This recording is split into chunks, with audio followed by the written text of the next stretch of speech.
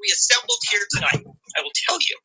Up here, you see a wonderful panel of amazing entrepreneurs who, many of whom I've gotten the opportunity to know, some of whom I'm looking forward to getting to know tonight. And I want to start by running quickly through everybody and giving everybody a chance to share some kind of habit, success tip, something insightful that has helped them along their journey. We're talking really human stuff here. We're talking about the things that we all have to grapple with, the universal stuff. And then after that, let's have a conversation and let's bring you all from the audience up here to join us and to ask questions and to even share some of your own tips and tricks. So let me start, because I've already teed her up, with Chriselle, because, again, this started really from a DM conversation with her. So Chriselle is the co-founder and CMO of the education startup Umo, and has clearly cracked the code of social media with more than 1 million Instagram followers. And I'm going to read something that she had said, quoted in the magazine. So this is me quoting her. We had asked her about how she manages all her time with all the demands of social media. She says, I have scheduled social media time so I don't waste time aimlessly scrolling. I set aside 40 minutes in the morning and the evening to get caught up. I also have all alerts turned off so I don't get distracted or tempted to open them up during the day, something that, frankly, I had to learn when I first joined Clubhouse because the alerts are crazy. So, Chriselle, thanks. Hi, Jason. Hi, everyone. Thank you so much for having me. This is officially my second Clubhouse, so bear with me. I'm really excited to be here. And, as Jason mentioned, he asked me to be in this current issue of Entrepreneur magazine, and I was so honored. And, just to be quite transparent, I don't have the perfect schedule. Every day I'm still figuring it out. But one of the biggest things that I've learned, because as Jason has mentioned, I do run two different businesses, and they're quite different from one another. So just to kind of give you context of what I do, I am the co-founder and CMO of a virtual learning platform for early learners called Umo. And so I do everything from the marketing strategy to digital strategy, where I have to wear my business hat on. And then I am a content creator. I've been one of the OG content creators since, the start of Instagram, one of the few YouTubers to start off back in 2008, I think it was. It's been so long, I probably just aged myself. But anyway, so I still do that. So half the day I have to wear my creative hat on, and then the other half of the day I have to wear my business hat on. And what I realized as a true creative, because I identify myself as more of a creative, I found myself that those two actually don't like each other. Like the business Chriselle doesn't like the creative Chriselle, and the creative Chriselle actually hates the business Chriselle. But the problem here was I had to do and execute at my highest self on both parts of my businesses for two different things. So in this issue, I talked about what I do to kind of allow myself to do the best I can at both. So Jason already mentioned, number one is social media, because I spend a lot of my time on social, or I do a lot of work on social media. A lot of people assume that I spend my entire day on social media. That's actually quite the opposite. I spend a lot of time creating content for social media, and I limit my time for just scrolling, right? Because that's also important to get ideas and to be able to engage with your audience and your community. But then you don't want to be interrupted every single hour, because that's counterproductive, really. So I have scheduled social media time. So I set aside 30 minutes, sometimes, I'm not going to lie, sometimes it's an hour. So it just really depends. So an hour in the morning, an hour in the evening, and in the middle of the day, I'm usually just creating. I'm barely on social media. I would actually love to hear from anyone who is really big on Clubhouse, because I'm still figuring this out. Clubhouse is obviously a platform where you have to be online, whereas for me, my main platforms are TikTok and Instagram, where I could pre-plan content. So that actually has allowed me to just set aside time to create content. But obviously with Clubhouse, you can't really turn it off. You have to be on to actually be creating the content. So that's a little bit different. But for the most part, I am creating content and I have time. I have scheduled time for social media. And the other thing that I mentioned in this issue of Entrepreneur Magazine is my wind down time. I used to be the type of person that was so obsessed with just work. And I soon realized that for me to be my true creative self and to be able to do my best and most inspired work, I actually had to turn off. And I had to consume. I had to become a customer, right? Instead of always trying to create, I also, at the end of the day, had to understand what the consumer wanted. So usually an hour at night before I go to bed, I'll just be, whether it be scrolling or whether it be reading a magazine, I have no agenda here. Sometimes I'll just watch, a guilty pleasure show, like, I don't know, Bling Empire on Netflix, just like to wind down. And sometimes I get my biggest discoveries and newest ideas there. So those are kind of the two things that I want to talk about. I could go on, but I'll kind of stop myself here. Well, thanks, Griselle. That's awesome. So I want to, before getting it open to conversation, move through folks, though I think that it would be interesting to just jump off of this one thing that you had asked there, because here we are in Clubhouse. I'm sure that a lot of people are grappling with the same kind of question that you are, which is that there seems to be, when you walk into Clubhouse, a real inefficiency to the experience, because you can't just create something and drop it and move along like you can on Instagram. You have to plot your time in a totally different way. And I know that at least two of the folks that we have here, which is Mario and Jin, are both very active on Clubhouse, and so I just love to throw it to you guys. We'll do a more formal intro in a bit, but if either of you want to just very quickly chime in on how you figured out how to integrate this platform into your day so that it doesn't totally consume you, I think it'd be really interesting to hear. Jen, I saw you flashing your mic, so you want to take that first? Typically, when you're flashing a mic, that means you're clapping. So I was just giving you a shout out, but I will go ahead and take this away. A lot of people think Clubhouse is social media. I disagree. This is more like a mastermind app that goes on 24/7. It galvanizes voices. We create conversation. There's intelligent discourse, debate. We're educating ourselves in real time, and it's incredible. One thing that we're seeing in terms of trends for entrepreneurs, businesses, and brands is that social impact, cause-based marketing, and conscious capitalism is everything. It's mission critical. We need to be allies with everybody, and the most important part of that is speaking that with your voice. How does a brand or a business do that with voice? Not on Facebook or Instagram. They're not efficient for voice, but this is pure voice where we're on Clubhouse. So we live in a world of noise, saturation, and you can't allow the audience to zone out while you're speaking. So here, you've got a chance for the brand to build and develop that voice 24/7. This is the best community building platform and community engagement platform that I've ever seen in my adult life. I've scaled businesses to 300 million. I've never seen anything like this. I'm spending as much time as I can on this, which is not a good answer, because you're asking me, how should I schedule time on this? And right now I've been on for 2.5 months. I've gained, I don't know how many followers, 60,000, but the value is incredible. I'm going to say one last thing. I've met more incredible friendships, relationships, C-suites, and high net worth in 2.5 months than the last 7 years of living in LA combined. The opportunities are endless today for any brand, personality, or entrepreneur. Well, that's a hell of an endorsement, and thanks for correcting me on what a flashing microphone means. I'm learning as we go here, folks. Mario, I want to bring you into this because I know that you and I have talked about this, and you said one of the things that you had to do when you started to really engage on Clubhouse was to unlearn everything that you had learned about engaging on other social platforms. Do you want to expand upon that? Yeah, it's so true.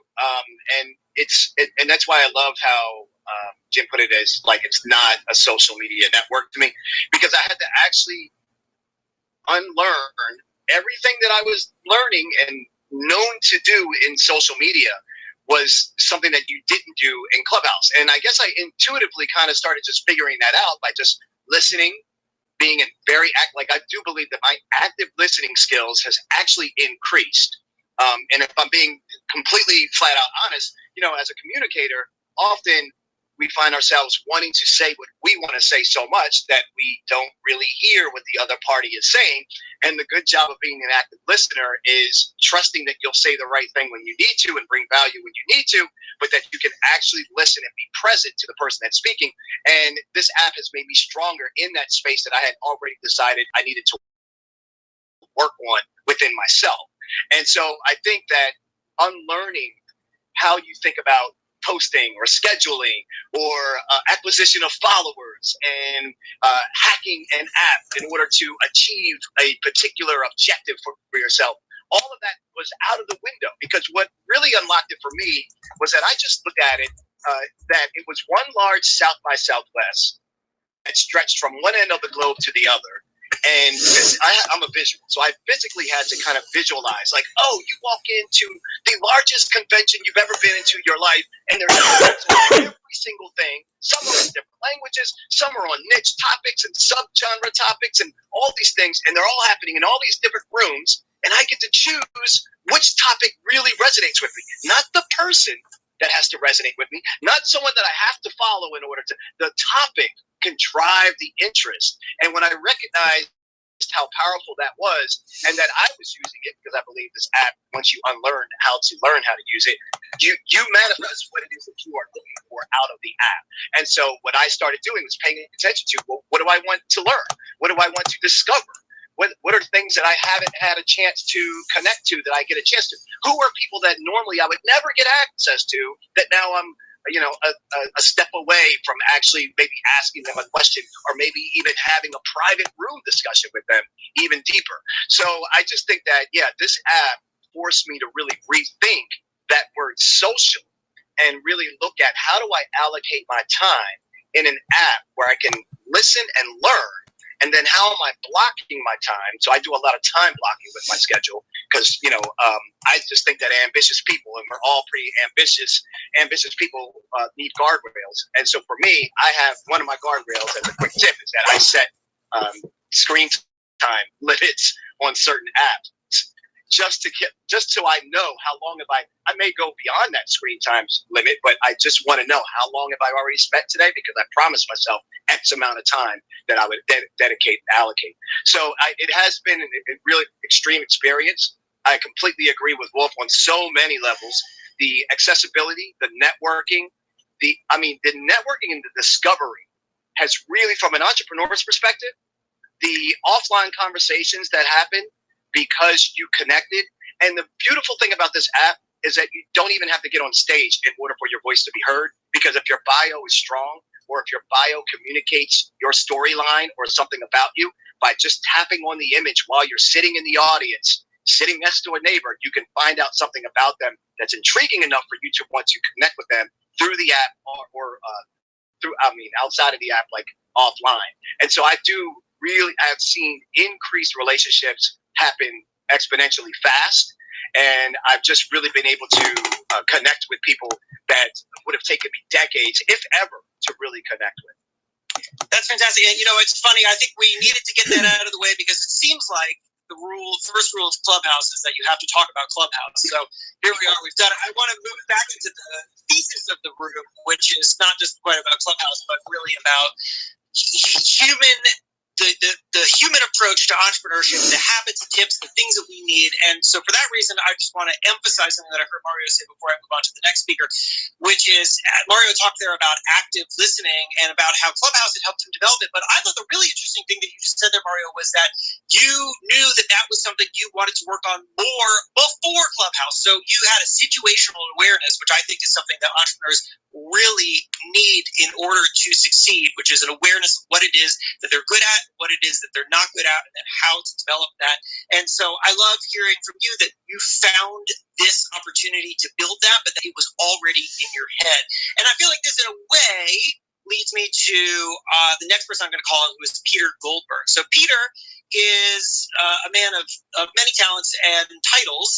He is perhaps foremost for our purposes here as a room about Entrepreneur Magazine. He is the host and kind of lead judge and investor on our show Elevator Pitch, which is a show in which entrepreneurs come and pitch a panel of investors and possibly walk away with some money. You can find it at entrepreneur.com/elevator pitch. But Peter also, and Peter, I did not realize this until we were having a conversation earlier today, you have an MBA in organizational behavior and an advanced degree in leadership development. People refer to you as the VC therapist, and that is because Peter is not just looking for dollars and cents here. He is really looking to help and connect with the human who is running these companies. And so, Peter, I want to turn to you and ask you, as someone who is trained in this and working with entrepreneurs all the time, what you see as some of the largest human challenges that founders face and the kinds of things that they need to start to build into their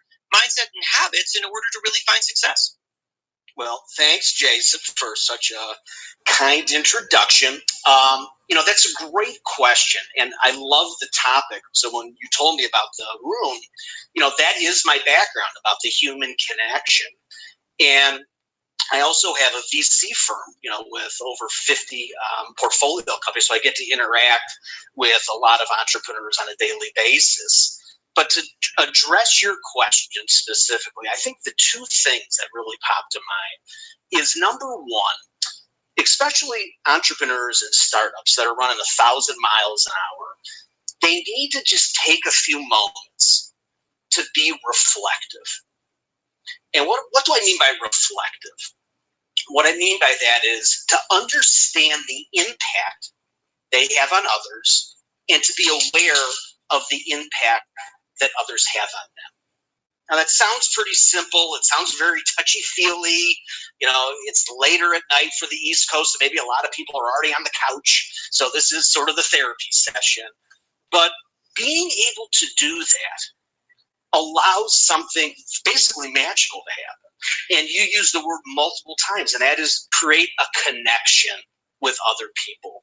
And it's a connection that needs to be genuine and authentic. That's super important when you're pitching VCs and investors. It's super important to hire people. It's super important to retain people, to recruit people. And it actually has a lot of impact outside of the business world too. And I think too many times entrepreneurs, they don't focus on that. And they're running so fast. They're trying to do so many things. They don't take that just deep breath for that second to understand the way they're acting or not acting, how that might impact other people. And if they can be aware of that, they have an ability then to create connections with people that are so powerful. And then they're going to be able to have so much more success in building the company without necessarily running as hard. It's almost sometimes you have to do a little bit less to actually get more done. And so I will be here throughout the entire night. I'm happy to do free therapy sessions. But yeah, that is what I love. I love talking about with entrepreneurs things that have to do with company culture, leadership development, co-founder dynamics, and all the things that are the human component of running a business. Because if you think about it, what's more important than the human aspect? Raising money, everybody talks about an introduction to business development, but nothing, especially for early stage, is more important than the people side of it. So excited to be in the panel today, and this is actually my first Clubhouse. I just recently joined to be on stage as a speaker, so very excited about that. Awesome. Well, thank you, Peter. That was wonderful. And what a great way to start your Clubhouse experience right here with us. I'm going to jump off of what you were talking about there and turn to Jesse Draper, founding partner of Howlett Ventures, a fourth-generation venture capitalist, and I know you guys, Peter and Jesse, are friends.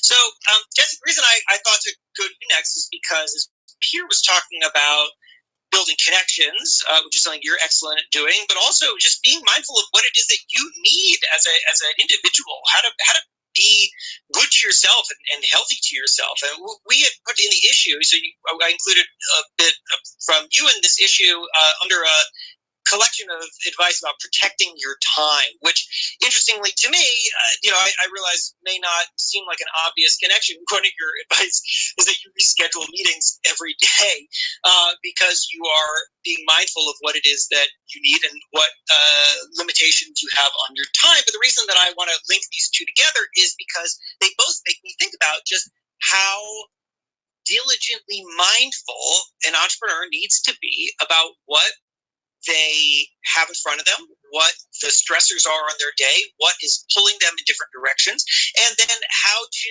be good and fair to themselves and also, of course, everybody that they're interacting with. And so that's a big, broad soup of a question, but I want to turn to you and ask you for what insights you have, what habits, what may perhaps insight you offer to the folks in your own portfolio that you think can address this and help people through it. Well, thank you, Jason. You are a great moderator. That's what I've just already decided tonight. I'm so excited to be here. This is only my second Clubhouse. It's nice to see you guys and meet those of you I don't know, or hear. I guess it's nice to hear you guys. I'm Jessie Draper. I run Halogen Ventures. We invest in female-founded consumer technology startups. We have 62 companies, and we've had 10 exits to date. We just sold a company to Twitter just before the holiday. That issue, you had emailed me being like, okay, but I don't want like boring tips. I want like really unique, specific tips. And I was like, okay, well, what do I do? That's really, and really, every month I look at my goals and I sort of say, okay, these are my 3 to 5 very specific goals. And as a venture capitalist, I mentioned I have 62 portfolio companies. We just closed our second fund, $21 million. Hardest thing I've ever done is raising during COVID. And I share that because we have 85 investors, which is way too many. So I have 85 investors in 62 companies. And then as a VC, you're just in the business of networking. You're constantly meeting new people. You're constantly putting yourself out there. And then you also have to manage your portfolio, and you also have to manage your investors. And so protecting my time is key, and I'm always looking for hacks. But so every month I reprioritize my goals and say, okay, what do I really want to accomplish this month? And I do the same thing every week for weekly goals. And then I do the same thing every day. And while I try not to cancel meetings, within the hour, occasionally I wake up in the morning and have a thought or a fire to put out, or all of a sudden a board meeting has been called and I have to, jump there.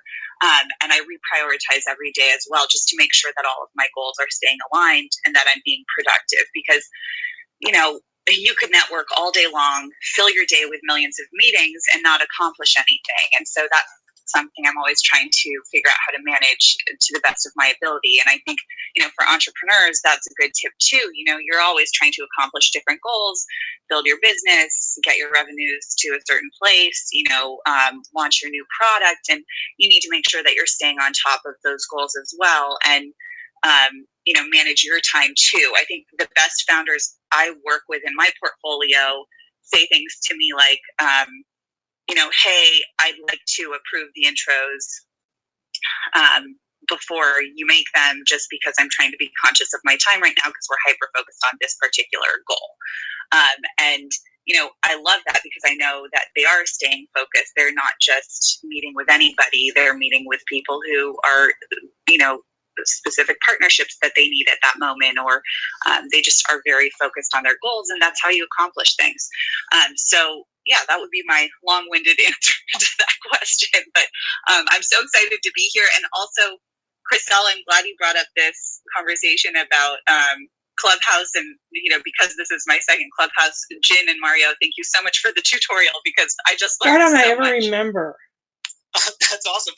And speaking of Clubhouse, I'm going to do 2 Clubhousey things before we move along. One of them is to reset the room. Resetting the room, basically restating the point of this, signal identification for people from old radio. So for those new, let me just quickly say, my name is Jason Pfeiffer. I'm the editor-in-chief of Entrepreneur Magazine. And the thesis of this room is this: entrepreneurship is about business, yes, but also very much about being human. It's about mindset, motivation, and time management, connection, and taking care of yourself, because success isn't just about business strategy. It's about the habits you create for yourself.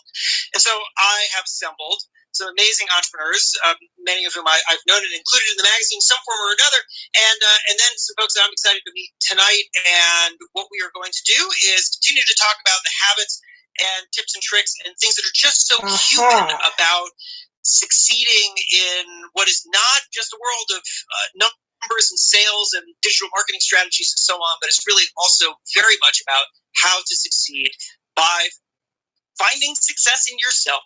And so let me tell you one other thing about Clubhouse, which is that the hand raising had been off, but we are turning it on. I want to make my way through the rest of the panel here and ask a few questions, and then we want to start bringing some folks up from the audience and have more of a conversation. The next person I'm going to turn to is the man with the banana phone in his icon, Brian Scudamore, founder and CEO of 1-800-GOT-JUNK. And Brian, the reason I was really excited to bring you into this room, not just because you're a good talker and I've always enjoyed chatting with you, but because you're so open about past failures. And we ran a story about you and your journey a few years ago, and it really always stuck with me. I went back to it just before we got on this room and just tick off a few things. In the early days, you sold half your business to a partner, regretted it, and then bought them out. In 1994, you decided you had the wrong team and fired your 11 employees. For many years, you had a revolving door of COOs because you just couldn't figure out exactly what you wanted in a second in command. In 2011, you accepted the change was necessary and made a list of things you were good at, a list of things you weren't, which is a really powerful thing to do, by the way, and that helped you move forward. So, Brian, I want to turn to you, and with that as a setup, as I just sort of unleashed all of the ghosts of your life into this room, ask you what you learned about that process and how you came to be someone who can so more easily recognize the challenges of your own journey, as we all have so many, and how that was helpful to you moving forward. Awesome, Jason. An honor to be here. I will say I'm having some signal connections, so if there's any issues, please let me know. It might be because you're talking into a banana. It might be. Let me get off the banana here. So, failure is a gift. I wrote a book a couple years ago called WTF, Willing to Fail. And what's kind of interesting about the story is my co-author, the Wizard of Ads, he helped me write the book, and I kept pushing for a title. And he goes, Brian, I've written a dozen books. Just wait, the title will come to you. And I said, I'm a branding guy. I've started 1-800-GOT-JUNK. Wow, One Day Painting, Shack Shine. It starts with brand. He goes, no, you don't get it. Just trust me, it will come out. So we wrote the book. We closed off on the manuscript. And literally at the end of it, I'm like, WTF, I have failed so many times. It was a story of failure, growth, failure, growth, failure, growth, failure, growth. It was like climbing a bunch of steps. It was hard work. It was exhausting. But I realized, wow, failure is a gift. So the title jumped out, WTF, Willing to Fail. And I think what I realized is after 30 years of running 1-800-GOT-JUNK and other businesses, every time a failure happens, something truly better is on its way if you can be open to it. So, an open head, an open heart, and just going, hey, something good is going to happen. Like when you talk about me firing my entire company of 11 people. What happened to the sound?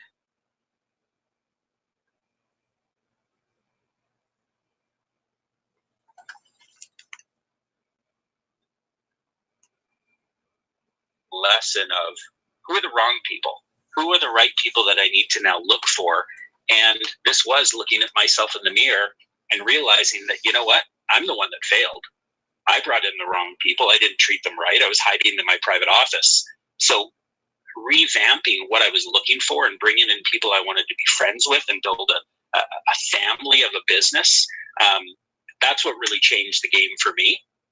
And things started to really take off and grow. That's awesome. Thank you, Brian. And the banana held up during that, which I'm very grateful to the banana. It's a 5G banana.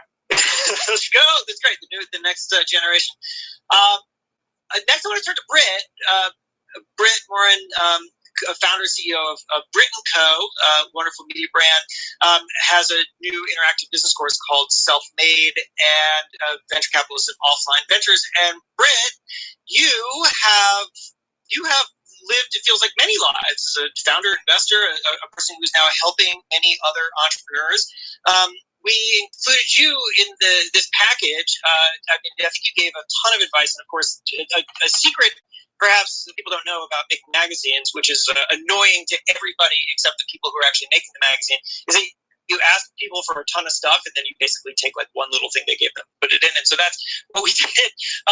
Which was that you advise that every Friday you allow yourself 2 hours to hone in on a creative project that is not work related, which is such an important thing, I think, because people can get so all consumed by their work. I certainly know that there are so many nights for me where the night ends. I've been working basically until 11 p.m. when my wife has, sent me 40 text messages and I finally come to bed. And this is not healthy. And so I turn to you. You can jump off of what Brian was talking about failure, or you can talk about the kinds of things that you're advising the entrepreneurs that you are helping now and working with to figure out how to start to separate yourself from the things that might drag you down. Yeah, well, thanks for having me. I think it's funny that you mentioned the Friday afternoon thing. And what Jason's referring to is, every Friday I created a vision board earlier this year, which is part of what I'm going to tell you about, because every Friday I was finding myself working till 5 p.m. and then it's the end of the week and I've realized I have not spent time with myself all week. And I have 2 little boys that are 4 and 6. And so the only alone time I have, especially during COVID, is actually during the day. So I decided to carve out Friday afternoons for a creative project, which, if you know my company, Brit & Co., it's all about sort of manifesting creativity, allowing yourself free time to just play. And it's something I've preached for a decade now. Through the last year, I started a 10-week course called Self-Made, helping women become founders and to start bringing in revenue, especially during financially hard times of the pandemic.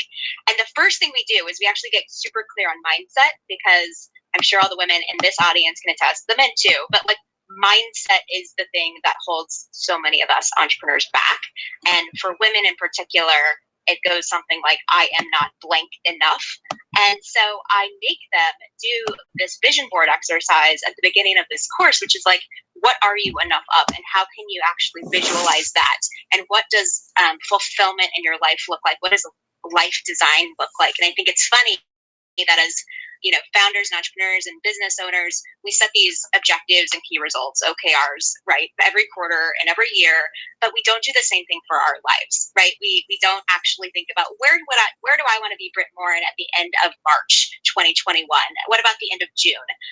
We also don't do it for our relationships, like what should our marriage look like at the end of June? And we don't do it for our broader families. And so at the beginning of this year, I sat down myself, I made a vision board. Then I sat down, here's my child coming in behind me, by the way, you can hear him. I sat down with my kids and I said, what do you want to achieve this year? And then I sat down with my husband and I asked what he wanted to achieve together in our relationship. And we made these big, beautiful vision boards. And on mine, one of the 5 things I wrote was free time in the afternoon on Fridays without children. I'm not going to put it on Instagram. It's not going to be for anyone else but me. And that's what I have stuck to. So I think getting in the right mindset is crucial. And it's something that, again, we start every one of our self-made courses with this because it's so important and so imperative. What a dream. A dream a few hours away from children. I can't even fathom it. Yeah, mine's here right now. I'm opening a yogurt for him as I'm talking to you. This is real life, I'm telling you. That's real life. Yep. I have a 5-year-old and a 2-year-old, and the 5-year-old has an unbelievable ability to figure out when I'm on a Zoom call. Like the more high profile, the better. My favorite was when my 5-year-old busted in on a Zoom call that I was having with the founder of Zoom and then interrupted me, which was just the most Zoom thing that I think has ever happened. So there are two other folks who I brought in just to talk about Clubhouse a minute ago, but who are on the kind of established original panel here that I want to turn to before hearing from some of the folks who've been brought up to be speakers. So I'm really excited to expand this conversation. But let me turn first back to Jen, angel investor, advisor, a 3-time startup co-founder. Jen, I see you on social media talking about all sorts of crazy stuff in the world of tech, crypto art, really forward-thinking digital marketing strategies and so on. But I had read, I could be wrong about this, but I kind of put it to you because I just felt like there might be a real window to open here into insights into habits of success, that you started in the restaurant hospitality world and worked your way up from a floor manager to the GM of the highest profile restaurant in LA doing annual sales of $20 million. You can tell me if that's true or not if I found some lie on the internet. But in any case, I'm curious what kind of thing you learned along the way to accelerate yourself that you're now sharing with others.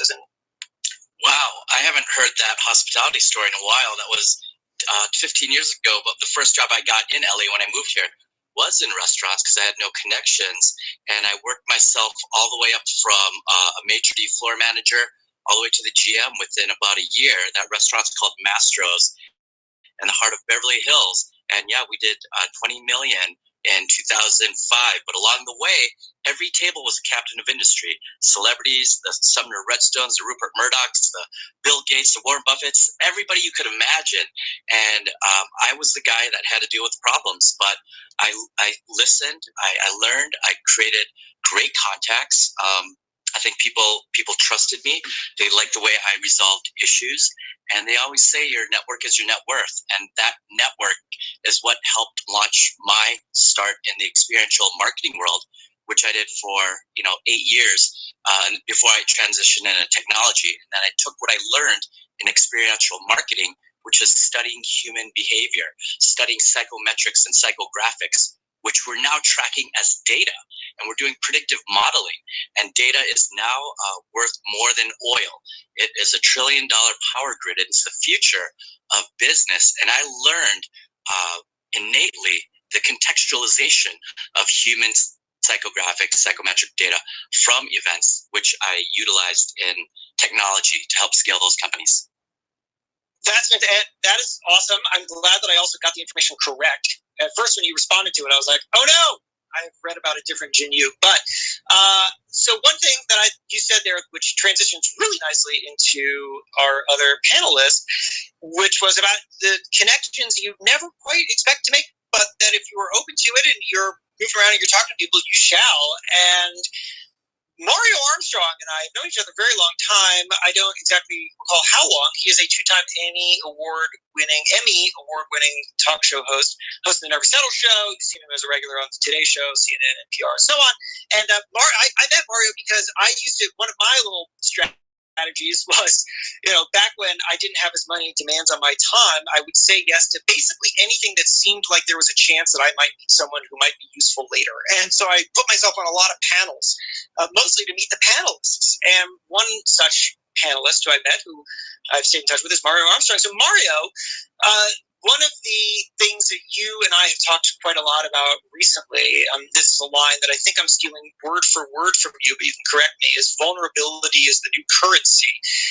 And especially, I think, potent observation now because of the year that we have all gone through, which I certainly don't need to explain, but it has, I think, brought down so many barriers for all of us, where we used to feel like we had to hide things, hide struggles, hide the children interrupting, so that, but now Brit can feel free to go get a yogurt for her kid while she's on Clubhouse. Mario, talk to me about this idea of vulnerability as the new currency and how you advise that entrepreneurs really ingest that. Yeah, it's a great point. And I just think that I think how I advise entrepreneurs to really ingest that is that vulnerability is one of those topics that takes a lot of courage. And the courage is up to you in terms of your scale and how comfortable you feel with being courageous. But what I can say is the thing that we've typically known about ourselves that either maybe we were even bullied over or something that we don't feel most comfortable talking about, typically for me, with the people that I've helped, coached, advised, it's the superpower that actually can take you to the next level. Once you come to some kind of level of grips with that particular thing that could be holding you back the most. When you're willing, one of the hardest things as a human being isn't productivity of time, isn't imposter syndrome. One of the hardest things for a human being is actually looking in the mirror and accepting the faults that you have, and then the willingness to want to actually work on those things or evolve those things. And I think that's really, at the core of an entrepreneur, right? It's like we look at things that we want to try to figure out how to solve, or we have a problem that we face and we're like, wait, there's got to be a better way to do this. And so we look to be so self-aware that we can see things coming that we think that we can create solutions for. But many times we may overlook ourselves needing solutions for ourselves. And vulnerability to me is one of those keys of that solution set. So the more that you can actually become vulnerable with your story, with your challenges, with the things that you're uncomfortable about. The reason why it works is because the minute you start to do that, you start to step into and out of, your comfort zone and into true growth. Because everybody on this panel and everybody on the stage and people in the audience, you all know that the only time you really start to grow is when you're doing something that makes you feel nervous. And in our company, we don't say the word nervous. We replace the word nervous with excited or with energized. So I never in my life walk on a stage and say I'm nervous because I'm labeling that energy. I'm labeling that feeling. I just say I'm energized. But as it relates to vulnerability and that level of transparency, so my advice is to take small steps with hard stories or hard realities about yourself that you would like to face, and find what that metric is for you to take a small step. You don't need to overshare instantly in order for this to become a new cape on your back. But you do need to start to take small steps. And here's what I can almost guarantee. If you start to take small steps and you truly start to share with the intent of just being transparent about the thing that you are typically afraid or hinder or don't want to share or keep closed, when you do so, you end up finding so many other people come to your cause, come to your support, and you find how you've liberated so many other people who are now looking at you as inspirational because you took the guts to actually start that stance and start that particular motion, which now is unlocking the same thing for other people. So I just think it's great energy to be able to do, to reduce the facade and to reduce the amount of pretending that many of us feel like we may have to do. And then systems like Facebook and Instagram and others where society and culture have kind of conditioned us to like look good. So therefore we are really valuing the prize instead of valuing the process. And I just think that if we can really tap into what's vulnerable, and I'll end on this point. One of the points that's very vulnerable about me, and that you know this about me, that I have no problem talking about the fact that my wife and I run our business, that my wife is the CEO, but that we went broke, like dead broke, very badly broke. And my mother-in-law was paying for our groceries.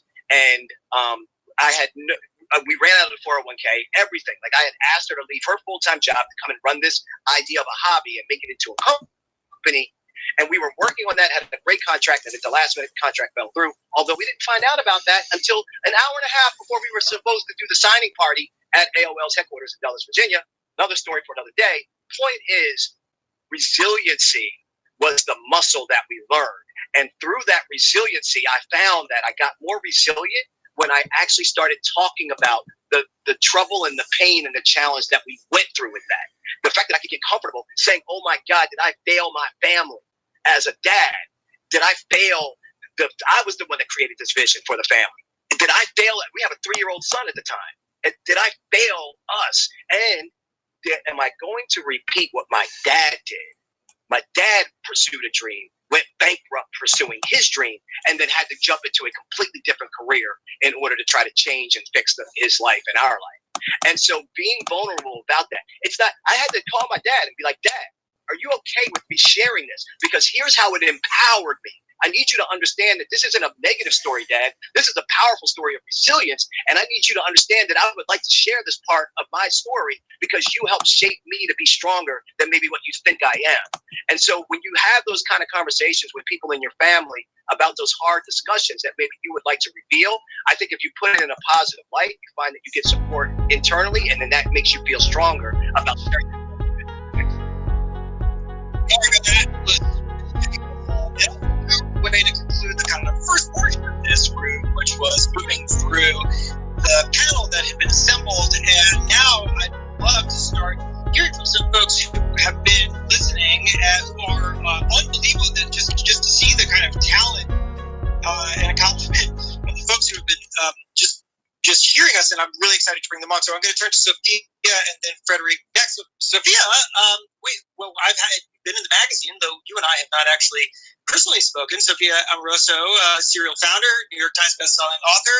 Your story certainly known by many and many, and has been publicly told, the ups and downs. So I feel like, in a way, Mario's tale there of being really open about his own challenges is a perfect transition.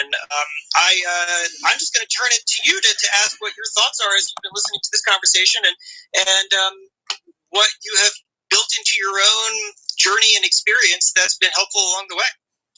Hi, it's so nice to meet you. It's fun. Likewise. Yeah, this is where you meet people now, huh? What a world. So, hi guys, I'm Sophia Amoruso. I founded a company called Nasty Gal like 15 years ago, and then wrote a book called Girl Boss, and now I'm teaching, similar to Brent, an online entrepreneurship course that's also 10 weeks long and really comprehensive and really fun.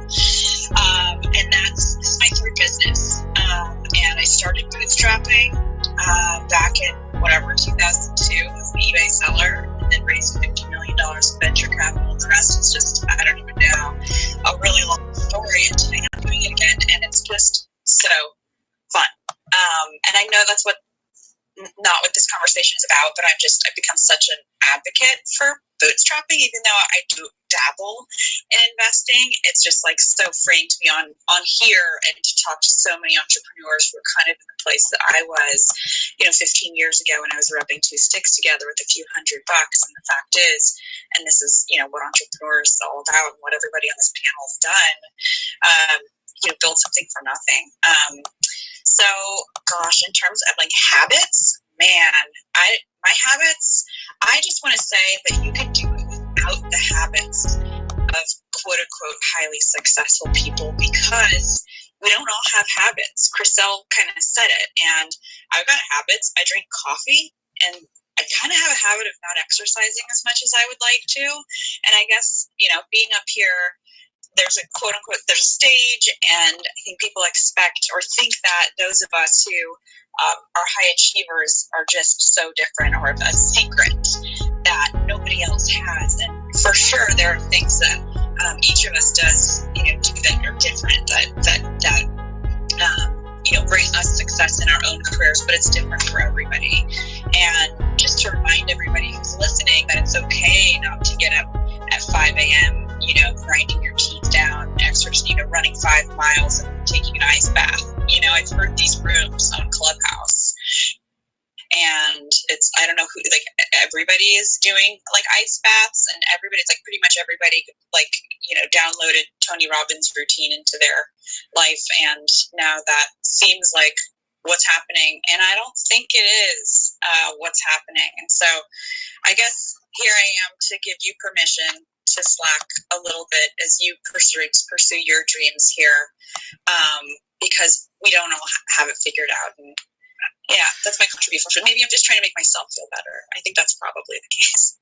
No, I think that's a really important thing that you just said. I'm going to also double down on, I'm on record as never taking an ice bath, and I don't think I ever will take an ice bath. I'm also, unfortunately, in the habit of not exercising as much as I should. So I have you there. The thing that I think is really valuable, what you just brought up, is that a specific habit, a specific way of doing something, a 1, 2, 3 order of events does not by itself create success. It reminds me of something that stuck with me. When I was in my early 20s, I went to a book reading at a bookstore, some author that I admired, and there were a number of extremely tactical questions from the audience. When do you write during the day? Do you use a pencil or a pen?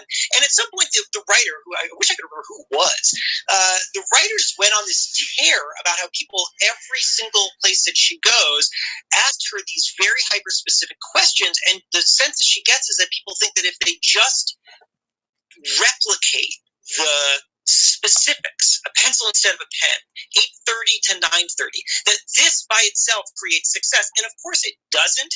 And so yeah, I think that what you're saying there is a really valuable thing, though I'm going to turn it a little bit and say that one thing that I do think is valuable about hearing people who are successful talk about this stuff is that you'll hear that there's no consistency, that something works well for one person and not for another person, and everybody's grappling with random things, and you discover that the people who you might admire or hope to replicate their success or whatever it is are just figuring it out along the way too, and all they've done is identified something that works for them and not for everybody. So I think you're dead on, and so I hope that one thing that we can kind of establish here is that there are lots of great ideas, but treat them like a buffet. And it doesn't mean that just because somebody is successful who's done pencil instead of pen is ultimately going to work.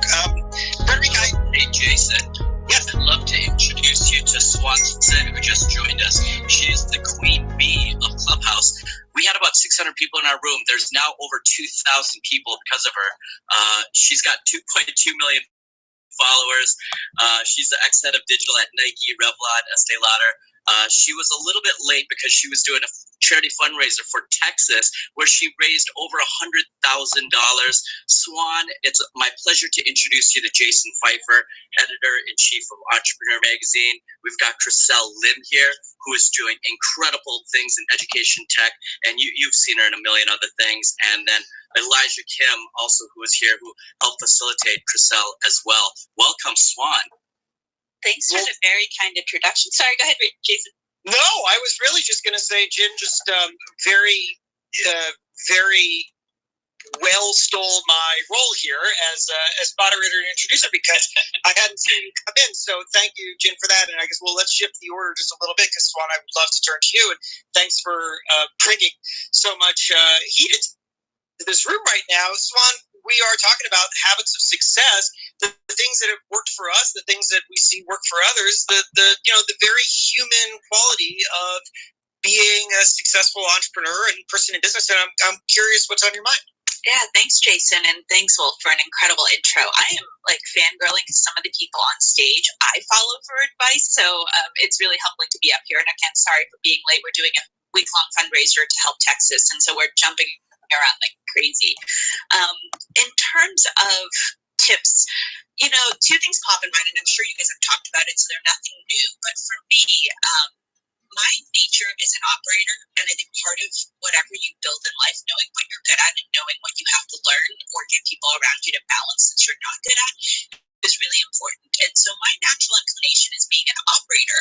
So part of that is, number one, knowing that I have that skill and muscling through. I can muscle almost anything over a finish line, but I know I need to balance myself with creatives and big sky thinkers who are willing to do those moonshots, because that's how we actually Lego together and make the best team. The second thing, which I'm definitely feeling more than ever, is it takes a village, right? So entrepreneurship, I'm learning. I mean, I was corporate my whole life for decades, and I recently became an entrepreneur a year ago. So I'm learning it from the ground up, and it is a whole different world. And the one thing I realized, and a friend warned me about this, and it didn't hit until recently, possibly because there's a pandemic also, but he's like, entrepreneurship is really lonely. You got to believe in yourself and what you're building. And so build a tribe, build a village, help each other, lift each other up. And that's actually been the single most important thing this past year, which is ironic because I haven't been able to see anyone. But luckily, being early on Clubhouse, developing a community here that really supports each other, just even the very generous intro that Jen just gave me, we lift each other up and we're stronger together. So those are the two things that kind of keep me going. And the rest of the time, I figure it out as I go. That's why, hey, Swana, can I ask you a follow-up, which is that, you just described a transition of your own, but in looking at your career, it seems like you also are ushering in transitions, digital transformations, overseeing global digital marketing at Nike, leading digital at Revlon, Elizabeth Arden. These are kinds of roles where you, I imagine, must be trying to push people to adapt to change, see new opportunities. And I wonder what you might have learned along the way about what makes a good personal transition or how to bring other people along. Jason, I love that question. You hit the nail on the head. Digital transformation, you're taking legacy companies that are 100 years old and teaching them how to do everything differently, right? From content and media buying, but how you even talk to the next generation of employees, let alone consumers. So I don't love the word entrepreneur. So since you're in this world, I'd love to rebrand it, but doing digital transformation is entrepreneurship, right? And so in some ways it's easier because you have a paycheck and you don't have to eat ramen. You might be able to eat mac and cheese, right? So, having that stability is great, but you're still battling for resources because the reality is that while the company has money, digital may not have money, and you're convincing people who've never even logged onto Facebook that Facebook ads work, right? And then you have to build a ton of consensus. So, being an operator, I talked about muscling things through. Well, you can't do it if you're actually playing Red Rover and everyone's on the other side that you're trying to break through. So I used to joke that I spent 80% of my time building relationships, helping align incentives, whether it be just relationship driven or structurally, like changing the fact that, the bonuses for our sales team online and offline used to be separate. I'm like, well, no wonder why the offline brick and mortar guys don't want to work with us, because any sales that go online, they lose their bonus. So having to reconstruct some of those incentives and basically saying, if we're selling to Macy's, it doesn't matter if online or offline goes, the account team is bonused on the entire overall number of Macy's. So some of it was relationship based, some of it was structural, but having to align incentives, those are things that as an entrepreneur, like, it's actually kind of nice that they don't have to worry about, right? You raise money for yourself, but then you're not fighting against peers for it, and then you just get to go do things. So the path of entrepreneurship is still harder, but entrepreneurship actually taught me a lot of those transitional skills because, like I said, entrepreneurship can be kind of lonely. I can't do it myself, so those relationship building skills, figuring out alignments and partnerships, I use those same skills all the time. And then what I didn't realize is all the relationships I built in the corporate world over decades by helping people, building community, referring work, etc. Those are my relationships as an entrepreneur. So I didn't even think I was going to do it. I just started doing some consulting. It came to me, but all my clients are from people I knew in the previous world. So, I don't know if it's something I could have scoped out and knew, but I would say some of the same skills I use internally are now what's helping me externally. And the really big benefit, and I've warned entrepreneurs about this, yes, those big companies are old and slow, but they did a lot of things right. So take what's good about them, the infrastructure, the process, right? Because I think entrepreneurs sometimes don't like paperwork or process, but at some point you want to be successful enough that you are not just 12 or 50 people. You want to be a few hundred or a few thousand people, and to not have an HR department when you're a few thousand people is really silly. So take the best of what those companies have done well and build on top of that. That's really fantastic advice. Thanks, Juan. And it reminds me a bit of a conversation I was just having a day or so ago with a lecturer at Yale who lectures on innovation and keeps pushing back against people's the startup mentality of old established businesses are just here to be shot down like an old moose, because these are institutions. They were innovators. They can be innovators again, and there's so much structure and knowledge there that if you can work within them and inspire and find great opportunity, that the scale can be tremendous. And Frederic, I'd love to turn to you now as a partner at Google Ventures. This is perhaps a relevant place to bring you in. Curious what's on your mind. Hi, thank you for having me. It's a very impressive panel, so thank you so much. I wanted to say I relate very much to what Mario said about vulnerability. I was part of the first. So I'm an investor at Google Ventures, and prior to being at Google Ventures, I was an operator at Yahoo in the very early days, and then Uber most recently. And one thing I did is first run review about harnessing happiness to build your career, and I kind of spilled it all about how the ups and downs of where I am today, and how I got laid off as an immigrant, didn't have a green card and I had to fight to stay in this country.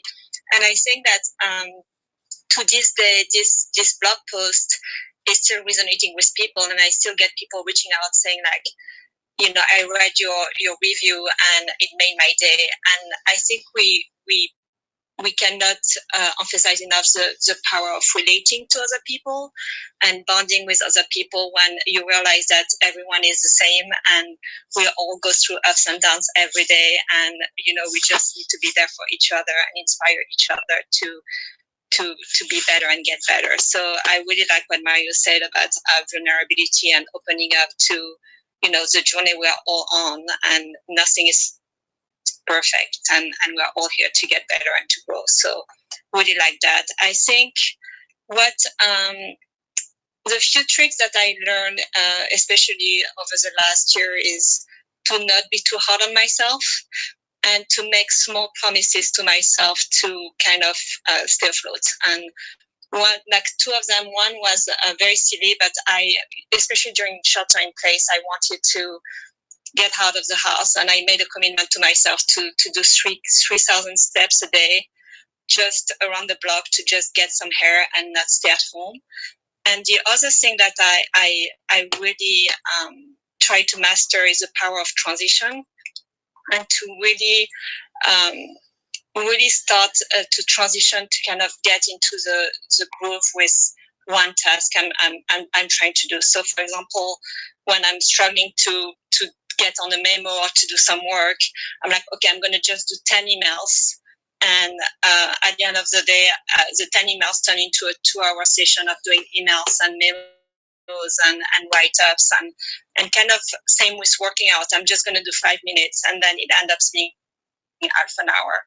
And really, I feel like the power of transition and transitioning into a different mode, especially when you're at home all day, is something that I felt was very powerful to me to get into different mindsets. Thanks, Frederic. I'm going to take a moment to just reset the room for those who are new, and I know that we have a lot of new folks at this point. So, again, my name is Jason Pfeiffer. I'm the editor-in-chief of Entrepreneur Magazine. Thesis of the room: entrepreneurship. It's about business, yes, certainly. Lots of tactics and trips and all that stuff, but it's also about being human. It's about mindset, motivation, time management, the kinds of things that we all have to struggle with, no matter our level of success, the kinds of things that are just so unbelievably human, like Frederic was talking about just a second ago, and like so many of our panelists have. And so we wanted to offer this space as a place to bring in a wide range of folks who have accomplished a very wide and impressive range of things to talk about the things that they have found that work for them, or the challenges that they have found on a very personal level that they've had to work through in order to be able to focus on building their business. And actually, I want to turn to some more folks who are coming up from the audience. But actually, given that Frederic had brought up this quote, which is something that I think, especially because so many of us have been working from home, are probably finding all sorts of new challenges that we never had to face. One, for me personally, was that I never really thought much about the power of my commute when I would hop on the subway and go home from the Entrepreneur Magazine office, and 30 to 40 minutes of, well, frankly, listening to a podcast and playing Candy Crush, which didn't feel like important work at the time. But now that I am at home and the transition from work to family is literally walking out the door, down the hallway, and into the kitchen, I've found just an unbelievable struggle with transitioning to this, where for the first 20 to 30 minutes where I'm with my family, I can barely talk because I haven't quite filed away in the cabinet of my brain all the things that I was thinking about and needing to do. And so transitions are quite challenging. So I want to just throw it open to the panel. Basically, anybody who's here who's a speaker, I'd love to know what you have done, either in that particular circumstance or other kinds of forms of transition that have helped you do it. And I think I saw Brian unmute, so I'll call on you first. Yeah, I think I'm going to go a little more high level on transition. So, I started 1-800-GOT-JUNK 32 years ago.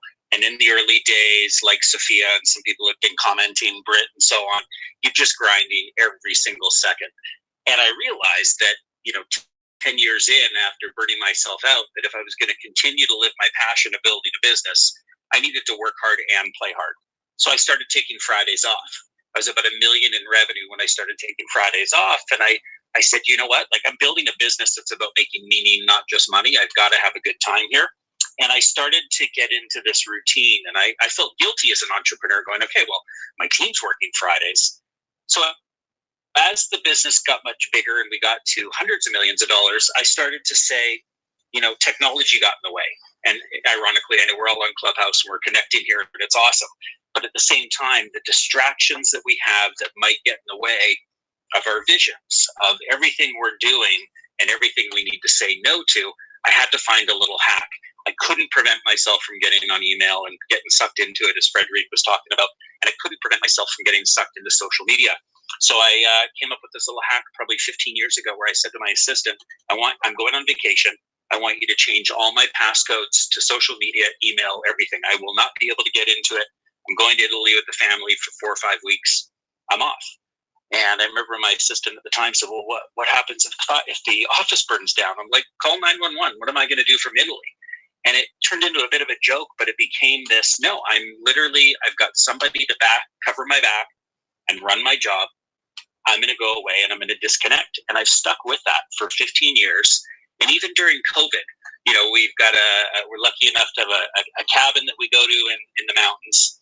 And during COVID, it's like, well, where am I going to go? I could still work and do all my Zoom stuff, but I knew it was important enough to still take a month off and have passcodes changed. And so it's sort of that hack of forcing myself. I think Christelle was talking about this as well, that time where you've got to turn off and disconnect. So we created this program within our company where we said, I wrote an article about it in Wall Street Journal, and I got a bunch of people going, oh, it must be nice to be king and be the CEO and get to take all this time off. And I felt like, no, they don't get it. I want everybody to disconnect and take time off. So we formalized something called the Going Dark program in our company. We give 5 weeks paid vacation to everyone at 1-800-GOT-JUNK at all our brands. And we say the key is you have to have somebody who can run your job while you're away, that you can trust, that you can have stuff organized, and then get them to change your passcode and go away and disconnect. And so I get that there's a day-to-day during COVID, hard to make the transition from the basement office to the kitchen and the family and so on.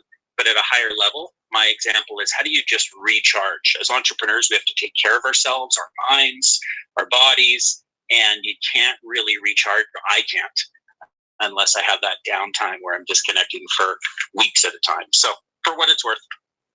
Yeah, I'm going to jump in here as well. Oh, go for it. You go. I'll go after you. Okay, sounds good. So yeah, going off of that note, what Brian said, I totally agree. The transition time is a little bit more challenging given that we're mostly at home now. But, think of the small things that you can do at home. As I mentioned earlier in this conversation, just binge watching a ridiculous show that has nothing to do with work, you shouldn't feel guilty about that. I used to feel guilty about watching something that made me laugh because it had nothing to do with my business. I mean, how ridiculous is that, right? But that time is so important because, one, you are transitioning to thinking of yourself, taking care of yourself, being able to relax, right? And then also for myself, besides the nightly routine of kind of binge watching something random, whether it's 30 minutes, 40 minutes, or to an hour, on the weekends, I completely kind of go off the grid. I mean, occasionally I'll check things here and there, but for the most part on the weekends, I'm pretty much off the grid. If I'm posting something, it's usually someone from my team that's posting for me because we have, some sort of scheduled partnership that has to go up, but that is kind of a rule that I've been doing since I've had kids. I have 2 little ones, and during the week I am not very present with the kids, and the kids know that, and my husband knows that. So the weekend they know that they're going to get my full attention 1,000%. So that's how I kind of transition to family mode, especially on the weekends. Yeah, and I was going to build off of that and what Brian said. So part of the reason we called our fund Offline Ventures is not just because of sort of the intersection of the online and offline world and all those things, but it's like founders actually have their best ideas when they get to go offline. And to Brian's point, like for a substantial period of time, for the last several years, I've taken groups of female founders and male founders, but a lot of female founders to, the desert of Santa Fe, to literally go offline. We painted at George O'Keeffe's ranch. We did ceramics and pottery. It's like, how do you actually put people in a state of flow where they're taking care of themselves and taking care of sort of their inner world so that they can have those big breakthrough ideas. And it's so funny because if you look at other industries, for instance, the athletics industry, you see basketball players like LeBron James signing, $20 million contracts. And, I can bet you that they're not telling LeBron James to not sleep, not eat good food, not like have a relationship with his family. You have to have the best possible mental health and physical health. And that takes place offline when you're not working, in addition to, of course, the effort you're putting into work. And so, at least for my team, I really try to model this. I'm offline by 5, I'm with my kids. And I think to Brian's point, yes, the 5-week vacation is amazing. We don't do that much time off, but we don't have a vacation policy. So I guess that's fine. But you have to model it every day. And I don't think you have to be every day burning the midnight oil. Some weeks are crazier than others, but taking care of yourself, eating well, sleeping well, building relationships. And as part of offline now, we're actually putting it into term sheets that we are requiring founders and their executive teams to do this and to report back to us, how much they're spending on these benefits. We actually invested in a company called Twic, which has reinvented the benefits program for the post-COVID world, because employees do want different things than they used to. They don't necessarily want the snack bar, micro kitchen. They want yoga, they want mental health resources, they want childcare. And so all of those things are going to become the norm in the post-COVID world. Britt, I love that. And if I just say an interesting pattern that I just heard from what you were all talking about is that if we don't really make a concerted effort, sometimes a forceful effort, putting it in the term sheet, making your assistant change all your passwords, we will slip back into kind of loss of control of our own time and our needs. And so I really love this, folks. I want to turn to Peter on this because I know that he has some thoughts, and then I'd love to bring in another voice and turn to Elijah. So Peter. Yes. Well, first of all, I agree 100%, of course, with Brian, Britt, yourself. I mean, you have to take care of yourself first. It's the infamous analogy of when the oxygen on the airplane comes on, you got to take care of yourself first, even before the kids. But I want to take maybe a little different twist on it, because I'm guessing a lot of people in this room are not married with a family. They're an entrepreneur just getting going.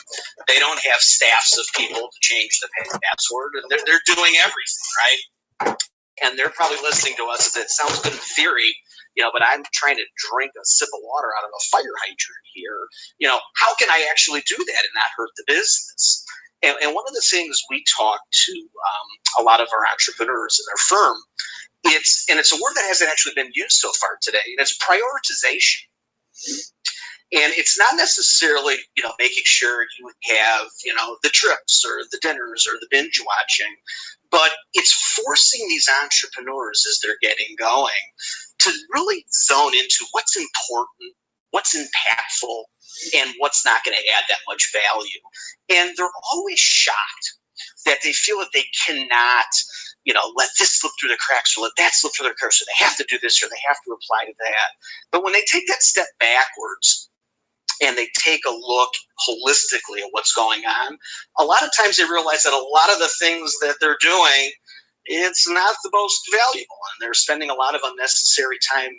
And what that then does is it allows them to create the space, create the time, create the ability to do all these things, get the massage, go to the nice dinners, turn the phone off and travel. But if you don't take that step first, you're never going to be able to do those things because the fire hydrant's going to keep pouring water in your face. And I think it's just important for the entrepreneurs to find mentors, find people. How do they really zone into what's really going to be important, especially in these early stage companies? I was the CEO of a very large bank. It was a multi-billion-dollar company. And when I was the CEO, that's when I was the least busy. Well, because I was able to delegate, I prioritized, I did all these amazing things that everybody's been talking about. But when I was starting out earlier, I didn't have that ability as much to make those decisions. So it forced me to really zone into what ultimately is going to be the most value add for my time. Because that's the one thing that we all have a limited amount of. and you got to be able to make sure that you're doing it in the best possible way. So I just wanted to give it a little bit of a twist for a lot of the listeners that are all probably listening to us saying, it sounds great in theory, but I'm running this whole business myself. I don't have the abilities to do this. Yeah, I mean, Peter, I totally relate to that. I relate to everything everybody said. Britt and Chriselle, I love hearing the idea that we should be incorporating this sort of time for ourselves into our day. And Chriselle, I feel so guilty when I binge a Netflix show, but I love every minute of it, but I feel so guilty. But you're right, like we shouldn't feel guilty about that. Now, I really struggle because with the transition that we're all talking about, I have 2 little boys. I'm very pregnant with my third. I'm the CEO of my household, and I'm the CEO of my company. And while I would love to take more time off, I really, I can't. I'm responsible for, to make the money back many times over for my 85 investors. I'm responsible for 2 of my portfolio companies, and I have a great team. And recently, something I've been struggling with, and really maybe this is more of a question, is I've fundraised and had babies through all of my funds, and I have never really taken a maternity leave. I kind of do this thing where I'm like, okay, for 3 weeks, my team just calls me and tells me what I have to get done because I'm running the company. And so I'd be curious what you would recommend when you do have a lean and mean team, to everyone on the panel, when you're just kind of trying to make it all work and you are in charge. It's like, how do you take that time off? I mean, COVID has been, it's like I have kids' lunches between Zooms, and it's just a crazy time. And I'm sure many people here can relate, but I do think this is such an important conversation because we need to incorporate more self-care into the workplace. So I admire that Britt is bringing that into everyone's thought process. But I'd be curious what anyone else recommends. I'll just jump in, Duffy, by saying I also have not had maternity leaves, and it is really hard. I think that there's just sort of a double standard as a woman that, go take 3 months off, no big deal. But as a founder, that's near impossible. I can't sleep without thinking about my business, much less take 3 months. And to your point, when it's a lean and mean team, that's really difficult. And for me, I was in the middle of fundraising when I was super pregnant with my first, and honestly, my board, who was actually largely female, said, Britt, we think you should get a bridge in a financing round together so that you can fundraise when you're not pregnant, so there won't be bias against you. And I sort of lost my mind, but I didn't know what I was doing, and I agreed. And so we diluted the company a bit, and I waited. But then every day I was out on maternity leave, I felt like I was doing a disservice to my company. We were, 1 day less of cash flow. And so I went back and started fundraising 2 weeks in. And I think, it's a different topic for sure, but there's a different amount of self-care that goes into working mother founders, than typical founders. And I think it's certainly a conversation. A really valuable conversation. And is there anybody else who wanted to jump in on that point before because we have so many really awesome people on stage. I just want to make sure everyone's getting heard. But Jesse, you raised a great question. Britt, fantastic answer. But anybody else who wanted to jump in on that? We haven't heard from Amanda Johnstone, who's one of the greatest voices on the entirety of Clubhouse. She's an Emotion AI and Time Magazine's Next Generation Leader and CEO Magazine Executive of the Year. Amanda Johnstone, please meet Jason Pfeiffer. Hey, thank you so much, Jason, for creating this space. It's absolutely phenomenal. I know it's impacting the lives of so many people on stage and in the audience. Oh, well, thank you. Thank you to everybody who's here. Bit embarrassed by the titles that they're not entrepreneur. No, I'm so sorry about that. But it's wonderful to be here and thank you, and absolutely a big fan of all the work you do. I'm so glad that you're making this space here on Clubhouse. Oh, well, thanks so much, Amanda. I really appreciate it, and thanks for being here. And please chime in as we, I think I'd love to bring in some voices, have people ask questions, and then do what we're doing and hear from the panel, and then move along and kind of flow there. Elijah, I know prompted a couple times that you would be up, so I just want to make sure that we get to you. Yeah, no worries. I dodged a few bullets with my toddler coming in, so this worked out actually that I got to keep the mute button on for a while. But shout out to all the working parents on this panel and in the room.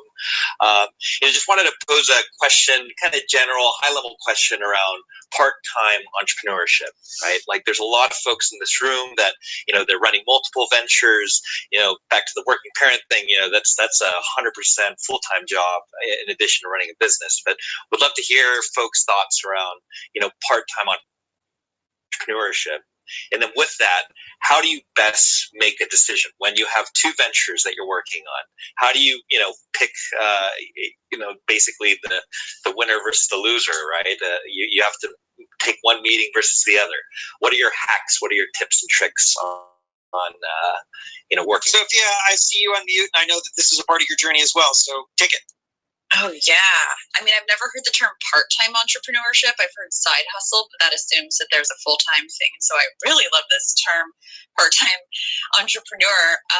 So big part of the reason I started an online education business is because of the flexibility it gives me. So business class launches twice a year. That's it. You can only enroll for like 7 days. Literally, you cannot. It's not like masterclass.com where you can buy it all year round. They're running ads all year round. They're creating content all year round, right? It is pre-recorded. It's guided over 10 weeks. I show up for those 10 weeks. I give people a ton of attention, and then they have lifetime access, and then I can have a summer. It's pretty wild that it took me this long to figure out something so simple. I wouldn't have had anything to teach 15 years ago. Something so simple using all existing software. I think in terms of choosing which thing is, the right thing for you, if there's more than one idea, choose the thing that is the most nimble and the most profitable, right? Like, we don't have engineers, me being me and 3 other people. I have 3 employees, and I really, really like it that way. So I've kind of vowed after Girl Boss to treat my work like projects. And so even though I do have a team year round, I only launch business class twice a year, which means it runs for those 10 weeks. And then I'm not saying I'm chilling, but I can work on other things like a podcast or having a life or taking time off or whatever that is, which is just like, it's like a revelation after being like such a baby boomer for so long. And 10 years ago, looking at the empty desks at 7 p.m. thinking, well, they're not committed to their work, like some kind of like, Ebenezer Scrooge. So it's possible. It's possible. Yeah, I'd love to jump into just in terms of part-time entrepreneur from the investor perspective. I mean, I'd want to know if you were fundraising that you were going to be full-time or are full-time. And, an entrepreneur to me is like, that should keep you up at night, all night. That idea, if you're deciding between 2 things, like, it should be the one that is just pulling at you constantly, that you can't not do. You have to make it happen. And I think that's, entrepreneurs, one of the things I typically ask in one of the first meetings is like, are you full-time, or do you have a plan to be full-time here?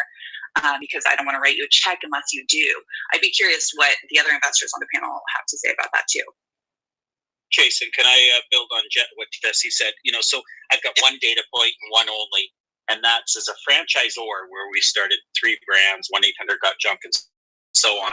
I have not seen any franchise partners who have done a franchise of ours and a job or another business part-time make this successful. And again, that's one data point. But when I started to learn and ask our failing franchise owners why they couldn't make it work or why they stayed part-time, it was all about doubt. And I think that someone that chooses to go part-time versus what Jesse's saying, where you're all in and you can't sleep at night over your idea, you're saying by going part-time, I believe, that I'm not 100% sure yet. There's a bit of doubt, and I will wait until. And what these franchise owners of ours have done is they haven't made the leap, and it's been a self-fulfilling prophecy. So if I think of my own experience as a kid, I was 23 years old. I was going to college while I was running my business. on the side, a side hustle before they called it that. And I made a decision. I pulled over my dad, who's a liver transplant surgeon, who's done more college than anyone and really wanted me to go to college. And I said, Dad, I got a year left, but I need you to sit down. I got some good news for you. I'm dropping out of college. And he goes, how's that good news? And I said, because I've got a business that's working and I'm excited and I'm learning more about business running than studying in school, and I'm going all in. And so my dad disagreed and said, we'll see. And a decade later, he said, smart decision. But I decided to go all in, and I took a risk, and I had no money, and I was giving up on an education, but I believed so deeply, as Jesse said, in that vision of making it happen. That's awesome. Hey, I'm going to go from Brian to Brian here. Brian Solis, I see you down there. We're talking habits of success and the kind of human struggles of entrepreneurship. What's on your mind? Well, hey, so awesome to be up here on a panel with friends whom I admire and so many entrepreneurs I admire. So thank you for all you do, and thank you for having this conversation tonight, Jason. You know, I've been a long-time entrepreneur. In fact, I don't think I had my first corporate job until this last year, after being in the game for a good couple decades. And the only reason that I left entrepreneurship was because I had made a decision to stay true to a renewed sense of purpose and redefinition of life success, and not trying to live to the standards of other people. It just kind of encapsulated so many amazing thoughts that I've heard here on the panel so far. I took a break from a lot of research on innovation and digital transformation, and decided to explore disruption at a personal level, and what. As a tech apologist and being part of Silicon Valley for so many years, I decided to take a break to study, what is technology doing to us, and how is it helping, our creativity, our entrepreneurial spirit, our focus, and our productivity, and found that, a lot of what we see online and a lot of what we do online is actually taken away from our true promise and our true capacity for creativity and innovation, and kind of it's spinning us in really interesting directions to work longer hours, but not necessarily work smarter or better hours, to degrade our mental health and not necessarily promote, happiness. And what I felt was really interesting was then, after publishing that book, and feeling pretty good about where I was resetting my life, only to then get hit by this pandemic and have to figure everything out all over again. It became really clear that some things we're not prioritizing, and I wanted to kind of share and get everybody's thoughts on how we can, as champions of entrepreneurship and also sort of enablers of next generation businesses, focus on the things that we don't necessarily popularize due to a bunch of stigmas that are attached to it. Like, so for example, the one thing that COVID has introduced and shelter in place has introduced is that our personal, physical, mental, and emotional health is more important than we've ever prioritized it in the past. And there's been a lot of let's just say stigma around weakness or the inability to sort of confess or communicate those things at large, because it's not viewed as a sign of strength. That having 1,000 tabs open on a browser is actually a problem and not a sign of focus. That being popular online is not a sense of self-worth or capability or potential. And that we're looking at, in a world of automation and AI, actually, human soft skills becoming more important than ever before, like creativity and analytical thinking and critical thinking and problem solving and upskilling and unlearning and learning and also helping others grow and helping them see what they don't see or can't see today. So just wanted to share that after all of these years, I'm on the older side of the panel, but it took me a while to figure out that living to our own standards of success and happiness is actually incredibly freeing and also stimulating and motivating. Thanks, Brian. I saw some people clapping along the way there. Before we move on to some other questioners and thoughts, I'm curious if anybody has any answers to that, to the unsung important things that we may not be thinking about. Hey, Yeah, I'd love to dive in there, guys. It's Amanda. 7 years ago, we started on a journey in my business to revolutionize mental health care and the way that we actually reach out and ask each other for help using one single swipe. Probably the biggest share I'd like to have there is when raising money. So I self-funded, and then I brought in some partners to help me really scale out the business because of who they were and the connections that they had. And one of the things that's so super important when it comes to social impact, and we've had many acquisition offers and the like, but we continue to do it ourselves, is my investors don't ask me, what's our return on investment? They say, how many lives have we impacted this week? How many emails have we had from people who've said, thank you for your technology?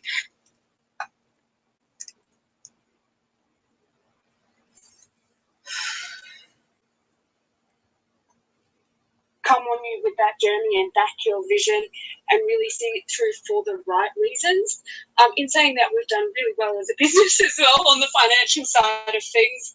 And the growth and the IP and whatnot. But I think really as you're building out a business, whether it be your co-founders, your investors, your legal team, your financial team, make sure that you have those people in line with what your visions were. Because 7 years ago when I said I was going to start a mental health technology company, everyone in the world would be able to use their phone to do one single swipe to reach out for help when they're feeling suicidal. And we've been able to intervene in over 20,000 events of people swiping low and actually getting help in real time from their peers and emergency services.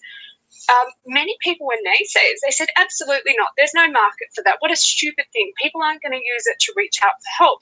And we worked with, I think, Jason, you mentioned like Candy Crush and stuff before. We worked with the CMO, my friend over at Candy Crush, to look at colours, semantics, viscosity, tap, tap, swipe, and gamification, and bringing those tech kind of things in to make it a little bit more relatable for people.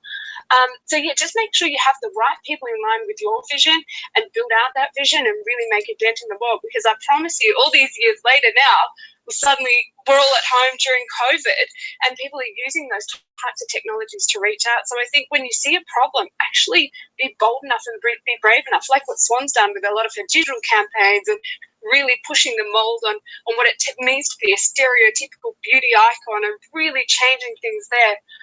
And dare to be different, dare to move forward and dare to actually think that what you might be able to do at a small scale, and I'm here from Bondi Beach in Australia, right, might actually make impact in 87 countries or might actually help more than one person.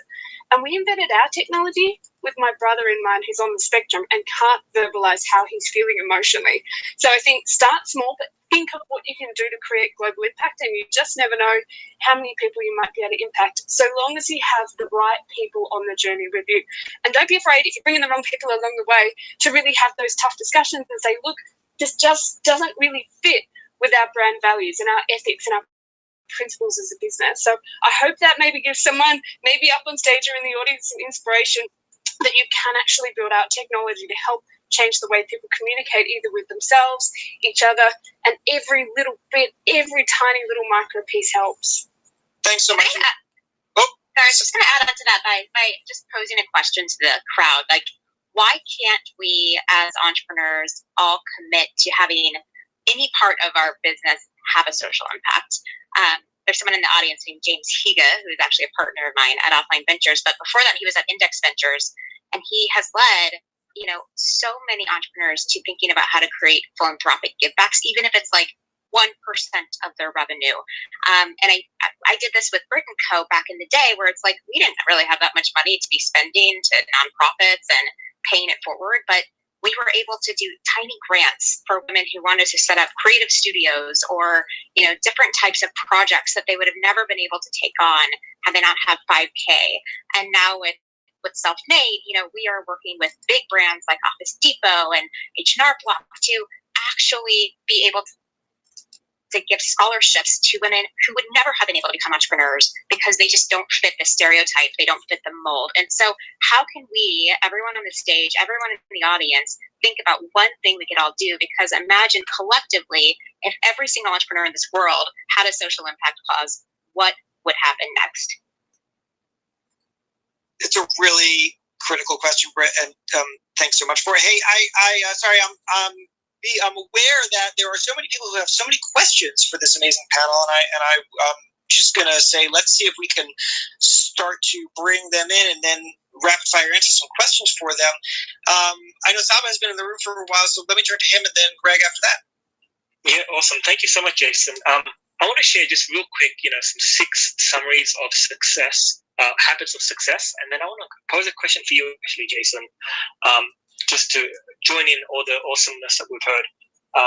Number one, I always see it as free your mind from worries. If you don't do this, you can't really do anything. Number two, we've all heard the saying, 2 ears, 1 mouth. Listen as much as you speak. But to that, I've added 10 fingers. You should write down all the things people are saying and your own thoughts. There's a lot out there, and you need to get it written down. Number 3 is time block to do things. If you set time and tell people you set time, the social accountability will force you to make sure you do it. Number 4, this is my favorite one. You got to surround yourself with mentors. Even the most successful people I know have them. They just call them coaches or therapists. I want to be where I am today without my 3 mentor relationships. Someone 2 years behind that I can coach, someone 2 years ahead that can follow, someone 20 years ahead that really just gives a bigger picture, I guess, and just lived it. Number 5 is just say thank you. Gratitude is a life hack to get more of the same thing given back to you, right, from people who just did. And then number 6, and I truly believe this and I live this, is if you're not having fun, just stop. You already lost the game. It's not worth continuing. So they're my 6 habits of success that I sort of live by. Hope that helps. Question for you, Josh. What have you seen change in terms of entrepreneurial habits, during your time at the magazine? I don't know how long you've been there, but have you seen a change from when you first started compared to what you're seeing today? Well, that's an interesting question. Why am I calling you Josh? Jason, I'm an idiot. Yeah. No, that's fine. Don't worry about it. Josh is a new one. Usually people email me and they address me as Jeff. If it was just a random one-off. Because of the JF, yeah. Yeah, I think because of the JF, right? It's a strange pattern that most people do. So anyway, Josh is a refreshing change. Well, I've been at the magazine since 2015, which I don't know is really enough time necessarily to note some kind of large cultural shift. But the thing that I will say that I've at least observed is a continued openness. I think as there are more and more ways for people to connect and have really earnest, open conversations, the kind of which we're having here, which I suppose while I'm rambling on, I might as well use this as a good room reset, which is that I'm Jason Pfeiffer, editor-in-chief of Entrepreneur Magazine. This is a room all about, it's called Habits for Success, but really where we wanted to take this was the very human elements of being in business and being an entrepreneur, and how I think the one thing that everyone has in common is the emotional experience of entrepreneurship. So how do we grapple with that? And then how do we build in the habits and tactics that we can use to focus ourselves and clear our minds and do what we need to do for ourselves and for the people that we work with. And so I have seen a continued openness towards that conversation. I suppose the connection that I can make is that I used to work at Fast Company many years prior, and at that point, I saw very few people engage with that. I saw people stick to the script and talk in PR talking points, and it drove me absolutely crazy. I hated talking to people in business when I was at Fast Company because it was like talking to PR people, and no offense to PR people, but it's not as interesting. And now here I am, an entrepreneur, and I've seen quite a difference. And I think part of that might be the culture of entrepreneurship, which is not just a culture of, there is a slice of it that's all hustle and hustle, but I think a big part of it has been, this is a journey. As Mario had talked about earlier, that vulnerability is a currency. That's Mario's line. I'm stealing it from him. And so I think that's a really positive transformation, and whether that's just my own anecdotal observation or more, I don't really know. But Saba, thanks for the question. I want to turn to Greg, who has been sitting there for a while. Greg of Foodsters, who I have written about in the past and have really enjoyed getting to know. Greg, what is on your mind? Great seeing you, Jason, here, and you're surrounded by all the luminaries from Clubhouse. That's awesome. I was thinking, since we did our podcast, that, habits of success are really around maximizing productivity, right? And part of that is the decompression that we all need to get there to that focused space where we can deliver magic. And since our podcast, I felt like all the habits that I had for success had to get completely overhauled. mainly because of the pandemic. Nothing was working. You know, I'd start my day at 6 a.m. and do a run, perfect bourbon, reading, binge watching Breaking Bad. None of that was working that typically worked to help me decompress. So I had to start over and come up with new habits that would help me. And so I've got that list. But I'm curious for everybody that's here, including you, Jason, what habits no longer worked because of the pandemic and they had to backfill with new ones? If everybody wants to answer that. That's such an interesting question. I'm not going to take that first. Who has a thought there? You stopped the crowd. I'll break the silence. I think what COVID has taught me is you've got to still figure out what matters most and what you need to say no to. And so we have built up this pattern of, I hated Zoom, not the platform, but just staring at a screen, not making eye contact over and over and over, not having breaks. And I'm like, no, I'm going to go put on my AirPods and go for a walk in the forest. I'm going to go walk the dog. I'm going to go hang out with my kids while I'm on a phone call. And so what COVID's taught me, the pandemic, is saying no to get what we want and what we need. So the same way that I said when I started 1-800-GOT-JUNK, I overworked myself. I started to burn out early on in the pandemic because it was just like, okay, well, I'm home anyways. And so I can just, I can get on Zoom. I can get on another phone call. We're working all hours. We're cutting costs. We're doing everything we can. But that's not sustainable. And so it's just remembering, how can you do things differently? I mean, I'm pretty grateful that I got a Peloton before the pandemic hit. And while I'm spending so much time at home, do I really want to get on the bike? And so it's tricking myself, like I did with my little hack of cutting myself out of email and social media, as I go, I don't want to get on the bike right now, but I'm going to commit to 5 minutes and that's it. And every single time I get on the bike for 5 minutes, I end up doing 45 or 30. And so it's doing things differently and just going, people call this the new normal, which I think every day of our entire lives has been the new normal. And I think that there's gifts out of the pandemic, and it's just, let's, tragedies aside, let's look at how it challenges our thinking as human beings to adapt and still figure out how to say no and figure out what works for us. Yeah, I'll jump in real quick, Jason. This is Mario speaking. The habits that kind of changed for me, I love this question. The habits that kind of changed for me, and it kind of speaks to something that Jason had alluded to earlier, and I suspect many people are going through this, especially if you are still working from home, like I am. And that is, I had to readjust the triggers that I used to use to help me with transitions. So for you mentioned a trigger. One of your triggers was your commute. That was a trigger for you to be able to, have some downtime to yourself where you could compartmentalize or file away some of the things so that by the time you got home, you were able to kind of have a refreshed energy or different outlook, or, you just had a chance to shift that energy and move it. And so I find that I've had to be much more self-aware about making those transitions from one thing to the next, whether that's from a phone call to a meeting, whether that's from me creating content for the company or the new course that we have that's coming out. Like, it didn't matter what the projects were. It mattered that I no longer really had triggers because I was not used to always being at home. And so I had to identify different things that I could use as triggers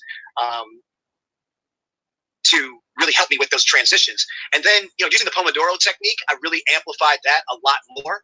And that technique is a great technique that usually I go to when I find that I'm not being as focused as I need to, and I really need to hone in and get laser focused on something. I just now use that regularly, along with things like time blocking and all the other productivity things that are out there. But for me, the biggest habit that I had really started working on myself was these triggers that I could use. So, for example, one trigger would be before I would get out of the car, when I would enter home, I would stop the keys, grabbing the keys out of the, or not out of the ignition, but grabbing the keys or grabbing the door handle was like the trigger to say, oh, wait, before I go into the house, let me make sure I've completely left that energy behind me from the day. And let's remind myself that I'm going in to go see my wife, or I'm going in to go see my son, or I'm going in to go see my dog, and what's the energy I want to bring to them? And so not having those transitions, I've had to try to create those transitions. So by stepping out of the house or going for a run or doing all these things that were kind of forced, but these are ways that I've been able to try to keep some of my mental health, and also be able to give good energy and be more in the present, giving that energy to the people that rely on it from me, but also allowing me to rejuvenate myself so that I can actually give more. And it's just been really challenging because those habits had to change significantly due to COVID. I'll share a little something that I have noticed as a pattern of change during COVID. And this, Greg, I don't think exactly addresses your question, but it's my swing at it. So what I have seen, the most important, impressive thing that entrepreneurs have done during this time is that they have what I've come to call reconsidered the impossible. And by that I mean that I've heard stories large and small from people who are running gigantic companies and people who are running very mom and pop shops that they have been forced in some way or another to move away from something that they were comfortable with and that they thought worked and that they really would have never considered changing. And then they had to change. And what they ultimately found was that they moved towards something that they wouldn't have considered, that they would have thought was frankly a bad idea, but turned out to be, in fact, a great opportunity. It was reconsidering the impossible. And I think that this is the kind of thing that moments of change and moments of crisis can really provide for us, is that it forces us to shift the window on what we're willing to collectively take seriously. And what a valuable thing that is, because of course, we are always surrounded by great ideas, great opportunities, and yet we generally, by human nature, will retract to the thing that we already know. And so when there is not a moment of change forced upon us, what we do is what we already do, what we know how to do. And these moments that can push us and challenge us, force us to say, this thing that I thought was impossible maybe isn't. And I think that so many entrepreneurs have walked away with tremendous new insights and new ways of expanding their businesses and their lives as a result. So that's something that I've seen as a very high level that's been really interesting. I want to turn to somebody who just moved up into the room, which is Nate. Nate, I would love to hear what you're thinking. We just jumped into the conversation, so I'm listening right now. So I don't have any thoughts yet, but I definitely will jump back in when I do. You got it. Well, I appreciate that. So then let me turn to Max, another person who hasn't called on, and then just for I guess Nate's purposes as well as any others, what we're talking about here are the habits that people are using to find success, but I'm really using the word habit in a very loose, broad way to talk about what are the human things that we need to be thinking about. What are the ways that we need to shift our mindsets? What are the things that we're generally doing that are helping us identify new opportunities and just take care of ourselves and the people around us? My name is Jason Pfeiffer. I'm the editor-in-chief of Entrepreneur Magazine, and this is a collection of fantastically insightful entrepreneurs, investors, personalities who are kicking this conversation around, and I think we'll go some bit longer because there's so much to say here. Max, what's on your mind? Hey, Jason, and hey to everyone in the room, fabulous people on this stage, and I think all the advice that has been given is so helpful. As a founder, I think about a lot of the things, and one of the, and as you said, Jason, like the habit, one of the, I guess, things that philosophies that I've always really believed in is the Adam Grant philosophy of the give and take, right? And what I've found is that success, always comes when I'm a giver. And I just really tried to make sure that in as many situations as possible that I'm giving before I take. And I've found that the more I give, the more I receive. And, constantly making sure that I'm meeting women and people of color founders with the intention of how can I help them get onto a panel or get onto a podcast or raise some money or introduce them to someone. so that I'm constantly kind of building this community. And what I've found is that it always just pays you back tenfold. And I find that most of my success with Caribou has literally been because I've tried to help someone else, and then someone just, either that person or some kind of a ripple effect of another person that got connected has helped me out in ways that I could have never asked for or expected. And I think a lot of us are doing that. We don't realize how powerful that is, and we don't realize, I think, also how important it is to spend time doing that. And again, not with like any intention. I think Nelson Mandela says this, right? It's like, you don't do it with in a transactional way, hoping that there will be something received that is either of equal or greater value, but you just do it because that's just the way that you want to go about your life. And I just want to encourage people to do that, to live your life that way, because I can attest that it is incredibly, the world just like really conspires to really bring all of that back to you.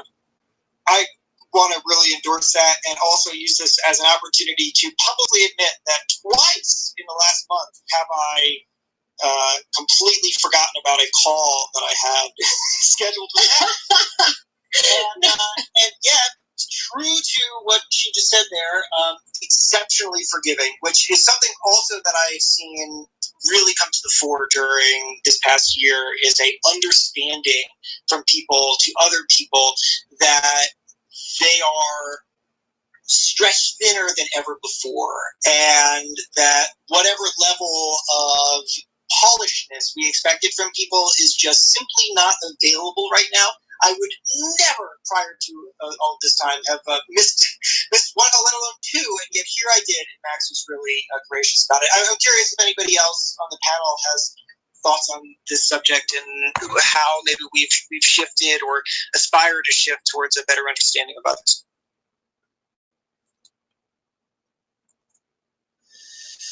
A terrible silence for that means we're all guilty and complicit. Well, so let me ask this. I want to go back to, actually, you know what? This feels like an opportune time to just turn to Adam, who has said absolutely nothing during this time, but who I've been back channeling with because he's helped organize this. So Adam is the guy behind the Best Clubhouse and is very focused on gratitude, which I feel like builds off of what Max was saying very well. I connected with Adam originally because he had set up this crazy thing that I still don't entirely understand, where he had created this group of college kids who were willing to just help out busy people, and then he was the go-between, and that turned out to be a great intro to a guy who I've enjoyed getting to know.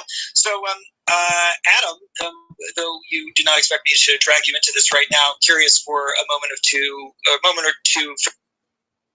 Oh man, my heart is racing right now. I didn't expect to be brought in, but yeah, thank you very much. My name is Adam Sokolich, and I've had the opportunity to work with Jason for the past year and a half or so, and it really started because of generosity, actually, and it was the offer, Jason, that I think if you remember very clearly on LinkedIn, I sent you a message one day that I was just wanting to help you, right? And I actually learned this from Gary Vee. It was probably from one of the times you interviewed Gary Vee, actually, Gary Vaynerchuk. And he just said, just give, because it's going to do tremendous things for you. Build up that good karma. And I remember that fall a year and a half ago of just doing that work for you late at night and then getting it to you. And it was for free. I really enjoyed it. But look at where we are today, right? Through that time of helping each other, but, giving me the opportunity to write for Entrepreneur a little bit, and then at the same time, just the work that we're doing now is truly exciting. So that's one example, but very often I believe that giving and generosity can do tremendous things for you personally, but also professionally. So that's just one thing I wanted to chime in. I've almost made it a habit of my own is to do it as much as I can.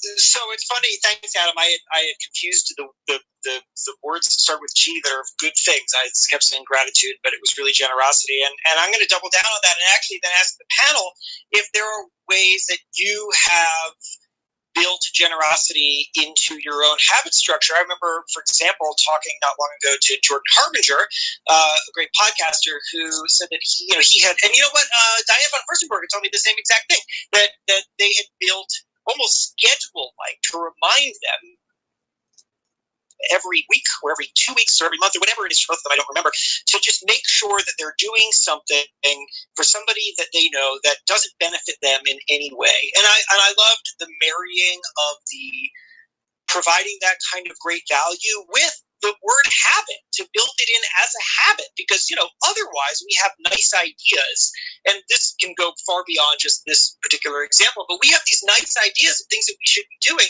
but if we don't build it in, if we don't, as entrepreneurs, we all understand that systems are really important. If you don't create some kind of system out of it, then it's not going to happen. And so I'm just going to toss it to the crowd here. Anybody who's speaking, if you built any kind of system simply to do good by others. Jason, I'd really love to amplify Swan and Nate up here on stage and their tremendous work they've done with Raise Big Money after Texas. I think they've just taken this platform by storm and really built that into, they've got a lot of impact here. They've got a lot of reach here and really using the platform to benefit others. And Jason, also the type of people that you highlight in Entrepreneur Magazine and the social impact and the work and the charity goods, you're building it into what you're doing daily anyway, and making it a part of your routine, and just huge commendation there. And we'd love to hear any other stories of people really doing those things. And also remembering as well, sometimes you don't need to promote everything that you're doing. I know a lot of us go about our lives just in daily ways, and it might be paying forward a cup of coffee to someone. I know in Australia, we still have cash toll booths, and I like to pay the toll for the people behind me just to delight and serendipitous. In a world where everything seems a little bit monotonous right now, there are little elements of surprise you can do just to really enhance the lives of others as well, alongside what is our general careers and our philanthropy, but also those little elements of just serendipity and delight. That's really what makes us humans. Yeah, could I take a minute to introduce Damon John, who joined us?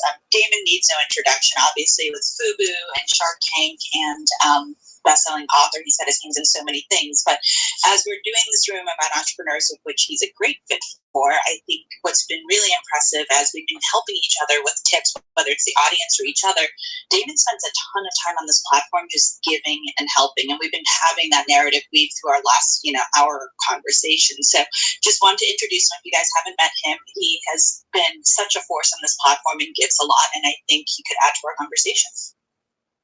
Amazing. Well, David, really great to have you here. We've met a few times, and this is a perfect time for you to walk in here. We're talking, ostensibly about habits, but have really moved into a conversation about habits and generosity and figuring out how to do well and then build a system around that to do it. Love your thoughts. Oh, well, I just was kind of on a treadmill and I hopped in. I saw some of my favorites. Like, thank you, Swan, for the intro with you, Jason, and Ed, and Mario. And I saw Sophia. So, I don't know. I didn't have my head ready for that. What was the question again? No, sorry. You're not the first person to have basically, with no understanding of what was going on, get dragged up onto the stage. So, Damon, I'll use this as an opportunity to explain it to you and also to just reset the room. So, my name is Jason Pfeiffer. I'm the editor-in-chief of Entrepreneur Magazine. We set out here tonight to talk about habits of entrepreneurs in a really broad way, in thinking about habits as the kinds of things that we need to do to be good humans in entrepreneurship. What is it that we need to do to take care of ourselves? What is it that we're doing on a daily basis to just stay focused, stay healthy, be good to others? And to think that, and I've said this a couple times during the past 2 hours, but that to me, and I would assume everyone here would agree, that the core thing that binds all entrepreneurs together is the experience, the human experience of entrepreneurship, that it is a lonely and crazy-making adventure, and that we need to build in things that we just do, that we do on a regular basis, to find time not to work, to figure out how to stay on track, to find just time to breathe, to be good to others, to protect our time, to schedule, I see I sort of keep coming back to time, but that's not entirely the point. The point is, how do we think about how to manage ourselves and manage this experience by building in some habits that work for us? So with that, Damon, even if you are still on the treadmill, if you have anything to say on the matter, I think we'd love to hear it. Yeah, I think that's a great question and or a great topic about time. One thing that I have, and I think that every single entrepreneur and person in general will be challenged with their entire life, is work-life balance. It'll change. It'll shift shapes during your entire time of life.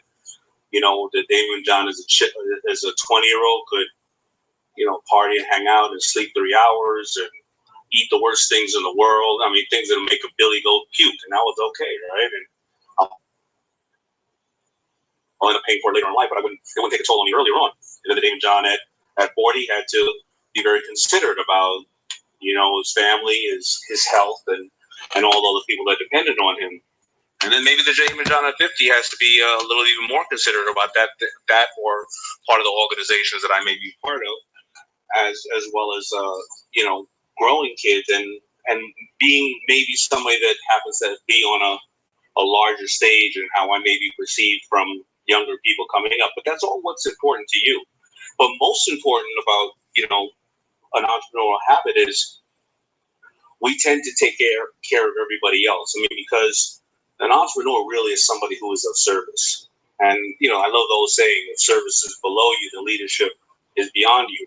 But as you can get caught up in service and dealing with everybody else's problems, dealing with how you want to be obsessed with your customer, dealing how you want to hack yourself, dealing with how you want to create change, you often can forget to put the things that are important to you first, and you put in everybody else's schedule first. So what I try to do, and it's not easy, is I know that no matter what during the day, there's going to be times that I need to be on a Zoom or a plane or a train or with a client or in an automobile, and all those things are going to be scheduled. But yet the time with my daughter, the time with myself, the time with my faith or my health or making a healthy meal and nutrition, I'm always going to say, well, I can get to that later. You know what happens? You never get to that.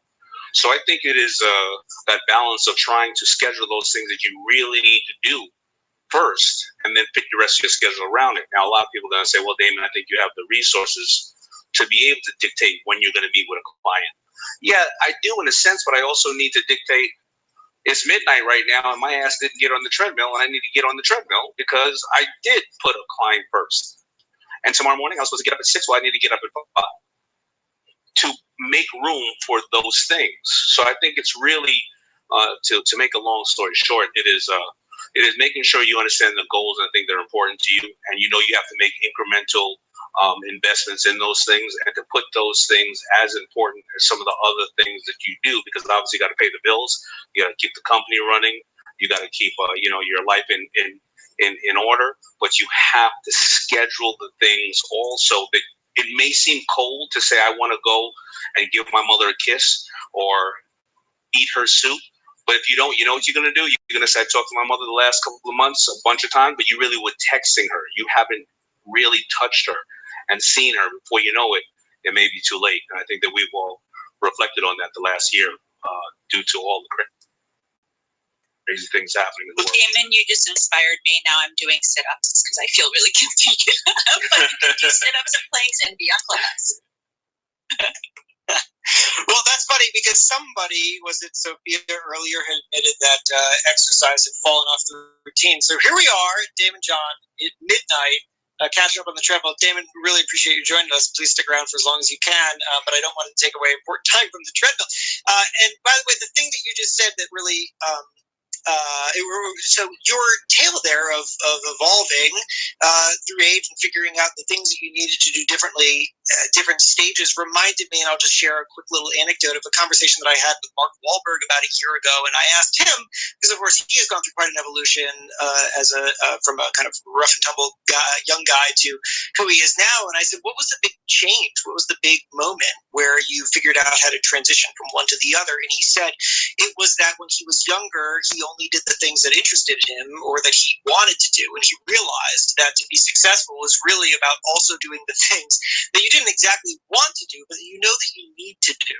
And that kind of mental transition, pat and simple as it might sound, is a really important and critical one that I think we all learn as we get older.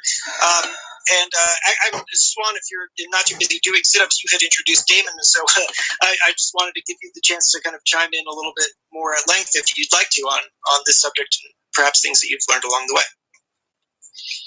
You know, it's so easy to let certain things fall off, and I love somebody before was talking about prioritization. It's so funny because like now that I'm in complete control of my own schedule, what's great is that I'm not a morning person, so I can start my day at 10 instead of 7, and it's my choice, and I can work through till 4. So that part's great. But I was so good at prioritizing it's interesting that now I try to get the easy stuff done first and save like meatier stuff later, when in reality the meatier stuff's the stuff that pays the bills, right? So it's been interesting to hear advice from everyone about not just things like exercise falling off, because that's easy to cut off the list. Not only is it not revenue generating, but it's hard, right? But even the stuff, the way I'm kind of looking at how I spend my time, it's not actually that accretive. So that's a big flip. So I don't know if that's any advice. It's more just a question for you guys. And it's maybe I need to be a little more thoughtful of when I get up and don't look at all the messages that built up overnight from around the world in different time zones. Maybe I should start and be like, what are the things I need to accomplish today? And then go open the messages. Because once you open, whether it's DMs or texts or emails, you're in 3 hours of just reading through things. That is so important. I'm really curious to hear what other folks have to say. I have found for me, for whatever it's worth, that I try to guard the first hour and a half of my day like I've got a military guarding it, because that is the time where I'm freshest, my brain is fastest. If I'm going to get good writing done, it's going to happen during that time, and I don't want anything to break through the floodgates, because Swan, you're exactly right. The second you let one thing through, everything else comes through too. Does anybody else? Damon, I see you chiming in. Yeah, I couldn't agree with you more. I love the way that Chris Sacca says that his his inbox is his defense, his outbox is his offense. And the first hour of any of my days, and I've said it a million times, is I don't look at social media, because you look at social media, everybody's skinnier and sexier and richer, and they're all in Greece for some reason. So you get social media depression. And I don't look at any emails for the first hour, because you're literally allowing somebody to come into your life, into your bedroom, right next to you while you're sleeping next to your significant other, and tap you on the shoulder with their problems. So if you wake up and the day you start to dictate by having social media depression and then taking on everybody else's problems, when exactly do you think you're going to get to your part of the day and what you need out of life? So I agree with you. You do it for an hour and a half. I do it for an hour. Am I human? Do I fall off for 1 or 2 days, or maybe it's only half an hour? Yeah. I'm not a cyborg, but at the end of the day, I think that you got to take control of the day. Anybody else want to chime in on this one? Yeah, Jason. This is Cameron. I was just invited up. I wouldn't mind adding in if I can. Yeah, go for it. One of the biggest things that I've worked on over my career, I was the second in command for 1-800-GOT-JUNK, so I got to work with Brian for 7 years, but we left 14 years ago, and I've been working with CEOs around the world. The biggest thing I've noticed is the ones who invest in their leaders. The biggest way that I've ever been able to free up my time is to invest in my leaders and grow my team. And often CEOs or entrepreneurs work on growing their own skills. The most successful ones I've seen are the ones that will actually invest in growing the skills of their leadership team as well. Because the more that we grow our people, the more they'll grow our brand. And that was just something I learned very early on in my career that's always stood well for me. That it's one of the biggest ways I can free up my time is to grow my people so I can delegate more to them as well. Thanks, Cameron. Nate, I think I saw you about to chime in there. Yeah, I appreciate that. Thanks for having me up. Sorry about earlier. I'm just trying to catch up to speed. No, you and Damon have now you have something to happen. We both dragged you up there. You didn't know what was going on. It's all good. I appreciate it, and I see a lot of familiar faces up here. Swan, good to see you again. We've been working all week. And I just want to shout out Swan, because what people don't see behind the scenes is how hard she works on other people's success, and doesn't take a lot of credit, doesn't ask for anything. And I've had a chance to really witness that this week, how much she was just about everybody else being successful and what she could do to make sure everybody was able to get their thing right. So I just want to give her flowers. And Amanda, I appreciate you calling that out. In the last 4 years, maybe I'm going to kind of overlap some of what Damon said. The last 4 years of my life have been very interesting. I went through a bit of a transition about 4 years ago where, I was an entrepreneur, and I burnt out when I was running my last company. I completely burnt out physically, emotionally, in every single way, just hit a wall. And I didn't have a sense of how integrated the holistic person is, mentally, emotionally, spiritually, physically. We're not these silos of different things. Every single part of us is impacted by the other part because it's all integrated. And when you start shutting down, it cascades and it brings a lot of pain and chaos into your life, or it can't. You can't get control of it. And for me, coming across people that had actual practices in their life that they stuck to and having a chance to observe them and saying, hey, you know what? I really want this stability and this balance in my life. And, being able to understand that the only way to really get to that is by having those practices in your life around mindfulness, around bringing quiet into your life. Because if you don't, then there's a lot of noise that exists around you that ends up getting inside of you. And once you have a lot of noise and clutter inside of you, it's really hard to be stabilized, right? And so you can't think clearly. You can't make sound decisions, right? You can't consistently produce the kind of creative work you might need to create, or you can't exercise kind of the judgment you always want to exercise because, to Damon's point, you don't have the consistency in your sleep patterns, in your diet. You're not taking time for yourself to make sure that you're okay, and so a few things that I think have kind of helped me that, that I pass along to the entrepreneurs that I work with. I have the pleasure of working with some of the smartest people who are way smarter and more talented than me, believe me. And I have the pleasure of working with entrepreneurs. But one thing I do, I'm 46 years old. And so one thing I do try to offer them, because they're like I said, they're all smarter than I am. They're all more talented than I am. But I have a little bit of life wisdom. And, you got hard-charging A-type personalities that, it's kind of a sign of weakness, culturally, to not be a workaholic, for that generation and that type of person. And so what I try to get across is the understanding of the fact that if you're not well, if you're not right in one area, it's going to start to cascade. It doesn't matter how hard you work, you're going to start undoing all of the gains that you've made. And it starts by modeling that. So, when I wake up in the morning, another person spoke earlier about not having phones. I keep my phone in another room so that I can't just turn over in bed, pick up the phone and jump right on the email. The first thing I do is I get showered, make my bed, because that's a mental thing for me. It sets the day up for me. And then I go meditate, and I do my breathing exercises, and I get quiet, no noise at all. I used to have a television in my room, no television anymore in my room, no screens in the room. I limit screen time as much as I possibly can. That's why I love Clubhouse, because you don't have to actually be looking at the screen. Even though I am trying to limit Clubhouse now as well, because voice frequencies are still frequencies, so energetically they still impact you. So I do try to do that as well. And then I try to be very present, and I know that's kind of a cliche buzzword that people use, but what I mean by that is that I had an awakening about a year ago about my life, and always thinking about what's on the calendar and what's happening next week and planning for that. And the awakening I had was around a friend of mine's death. Everybody had plans with him. Next month we were supposed to go here, we were supposed to go there, we were supposed to do this, we were supposed to do that. And in his mind, he probably thought that's all he thought about. When he went to bed at night, he thought, I can't wait till we'll go to the West Indies next week, or I'm going to meet those guys at the conference in a month from now. And he didn't know that he'll never get a chance to go and do that. Like, he would never see any of that. And I thought when that happened, that how many of us really live by our calendar and not by where we're at in that moment? And there's all this information that's around us right now in the present, that because we're not present and we're not still, and because we're very noisy inside, we miss it. We miss a lot of things.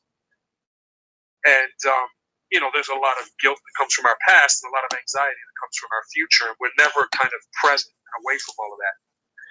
And that was kind of the biggest lesson to me, was like, consistently through the day, check in with yourself and say, look, you're here, you're present, you're in this moment. what do you want to get out of this moment? Because it's really all you have. The only thing you can really touch is what you're in right now at this second. It's the most important time of the day is right now, this second that you're in. So becoming conscious of being where you are and kind of calling that out intentionally has really been revolutionary to my life. And I kind of practice every single moment differently. Like, as if this was the last time that someone had a chance to interact with me, how did they remember me? Like, was I jerk? Was I aloof? Was I disconnected? Was I on my phone and not listening? Or was I engaged? Was I fully listening? Was I you don't know when you're going to get another opportunity for yourself or with the person that you're speaking to learn from them or to absorb what's happening. Or even if no one's around, nature can speak to you or what you're doing in your work.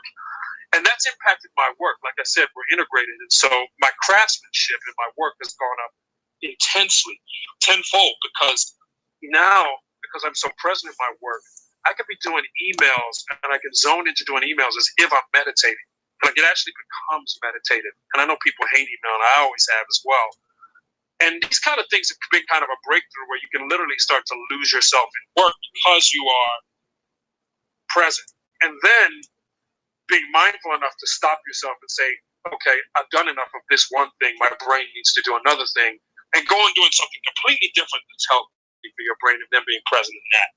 So I think, like, reorganizing my priorities, my life, my focus, and kind of my intentionality around these things to understand that all I really have is right now. I think that's been what's most impactful for me and how I act in the world, how I show up in the world, and then how I kind of model myself to others. Nate, thank you so much for sharing that. That was a really powerful story and evolution of thinking.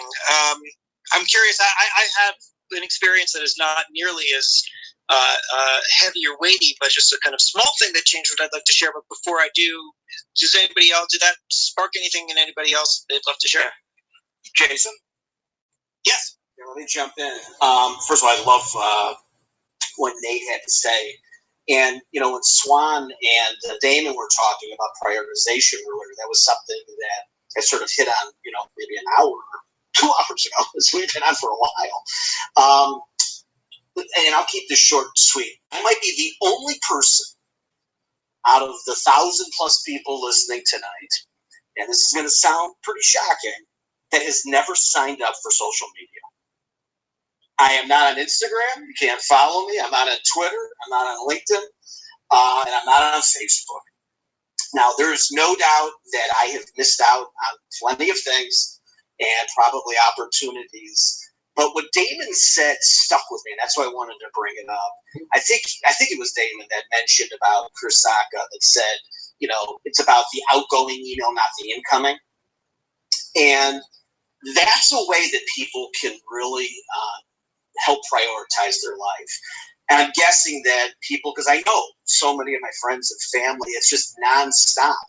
I am literally on zero. So when I get a text, I know it's something that I need to address. When I get a notification of some sort, I know I have to address it. And I know that a lot of people's businesses revolve around it, and you can't maybe be as extreme as me. But a lot of people tease me that in another year or two, I might be the actual hippest, coolest one, that I'm not on any of it. And I think understanding which of those platforms you're on and really where that value add comes from on it, you might find out that a good chunk of it's not that value add, and it's that, incoming that if you could control, it's going to allow you to have so much more capacity for the outgoing. And as Nate was saying, same thing with TV, there's a handful of things over the course of the day that really can have a big impact on freeing yourself up for things like gratitude and giving and doing more amazing things for yourself. But it's just biting the bullet, right? And it sounds like it's catastrophic to turn off some of that social media. But I've never been on it. I'm just fine. And I'm able to respond to everybody's email by the end of every day. And at least it's worked for me. And I just wanted to share that with the group. I know that's not universal. And I'm in the way minority, but it's been pretty powerful. Nate had said, thanks, Peter. Nate had said the only time we have is now, and that's just such a powerful and important message that I think can filter in all of these different ways, right? I mean, it is the kind of thing you contemplate after the death of a friend, but also, I mean, to Peter's way of sharing here, it's also just about how can you filter that knowledge and that very challenging but real fact, the only time we have is now, through all the decisions that you make about how you spend time. My silly little anecdote that I was going to share, which I will, though it's not nearly as heavy, but I think it's just sort of light enough that it shows you how these little moments can pass you by, is that so in normal times I live in Brooklyn, but because of the pandemic I had 2 little kids, and being locked away with my wife and 2 little kids in a small apartment was not going to, if we had a better option, we were going to take it, which not everybody does. We're fortunate our better option was living with my parents in Boulder, Colorado. So I'm a 40-year-old man living with my parents. And so we come out here, and I'm working feverishly every day, and I'm sitting outside doing so because it's nice out and there's a chair in front. And then I start seeing this neighbor who I become friendly with ride by on his bicycle in the middle of the day, and he's a busy guy. I got to know him. He's a developer. And one day I say, don't you have work to do? And he said, yeah, but the mountains are here. And then off he went on his bike. And then I kept working, but I started to feel my body just sort of fuse with the chair in a way that I hadn't before. And this little observation that, yeah, there's work to do, but also the mountains are here. And so I started to do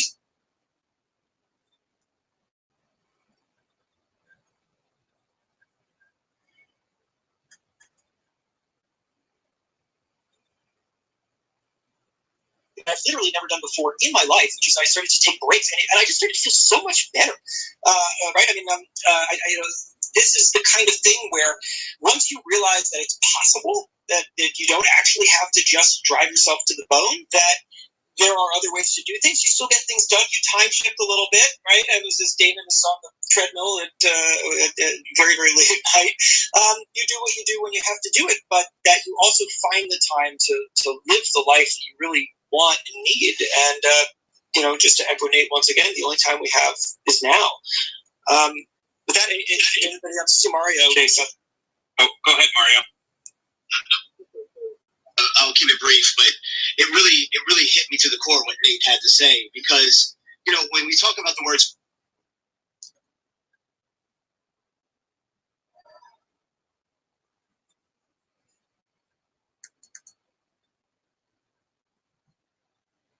compelled to kind of share this a little bit, I said this to you before too, Jason. I think like the present, being in the present is the present, like that's the gift. And being in that mode wasn't something that I was used to. So that's the only reason why I actually can speak to it from such passion and such authority to myself, is because I didn't believe in it. I believe in go, let's get it, gotta make it happen. I'm from Baltimore. I had a rough upbringing, and I was able to kind of break through. And once I landed on the Today Show, everybody in Baltimore was like, "Oh, our boy from Baltimore made it." It was like they didn't realize that was just a stepping stone. Mario, you're a little muffled. Sound like you're in a Twinkie right now. It's not in the moment. Yum, Twinkies. Yum. I'm gonna say no. I had too many Twinkies today. So. There you go. The only Twinkie we have is now. There you go, Mario. Good. I don't want to be in a Twinkie, so I'll summarize what I just said. Basically, Nate got me charged up because I was a person, and a lot of people that I think maybe someone in this audience is someone that can connect with this message, and that's why I'm so passionate about it. I'll try to keep it super brief, but mindfulness really changed everything in my life. So what I was saying was, I grew up in Baltimore, had a rough upbringing, made it to the Today Show, and everybody in Baltimore was like, "Oh my God, our boy from Baltimore made it." And I was just on this go mission without really any disregard to what it meant to be in the present. And so the present is being in the present. Like, that's the actual gift. And what I found was I was about to lose my marriage. I was about to ruin the company. And I had to come. This is why I said the hardest thing for a human being to do is to really look in the mirror and admit their faults, and then really want to work on those things to evolve as a better person. And so when I heard Nate talking about mindfulness, I just wanted to make sure that message also rang through again. I just wanted to amplify that a little bit more, because it literally, because I was not as mindful of a person. I wasn't evil. I wasn't a bad person. I love people. I have empathy.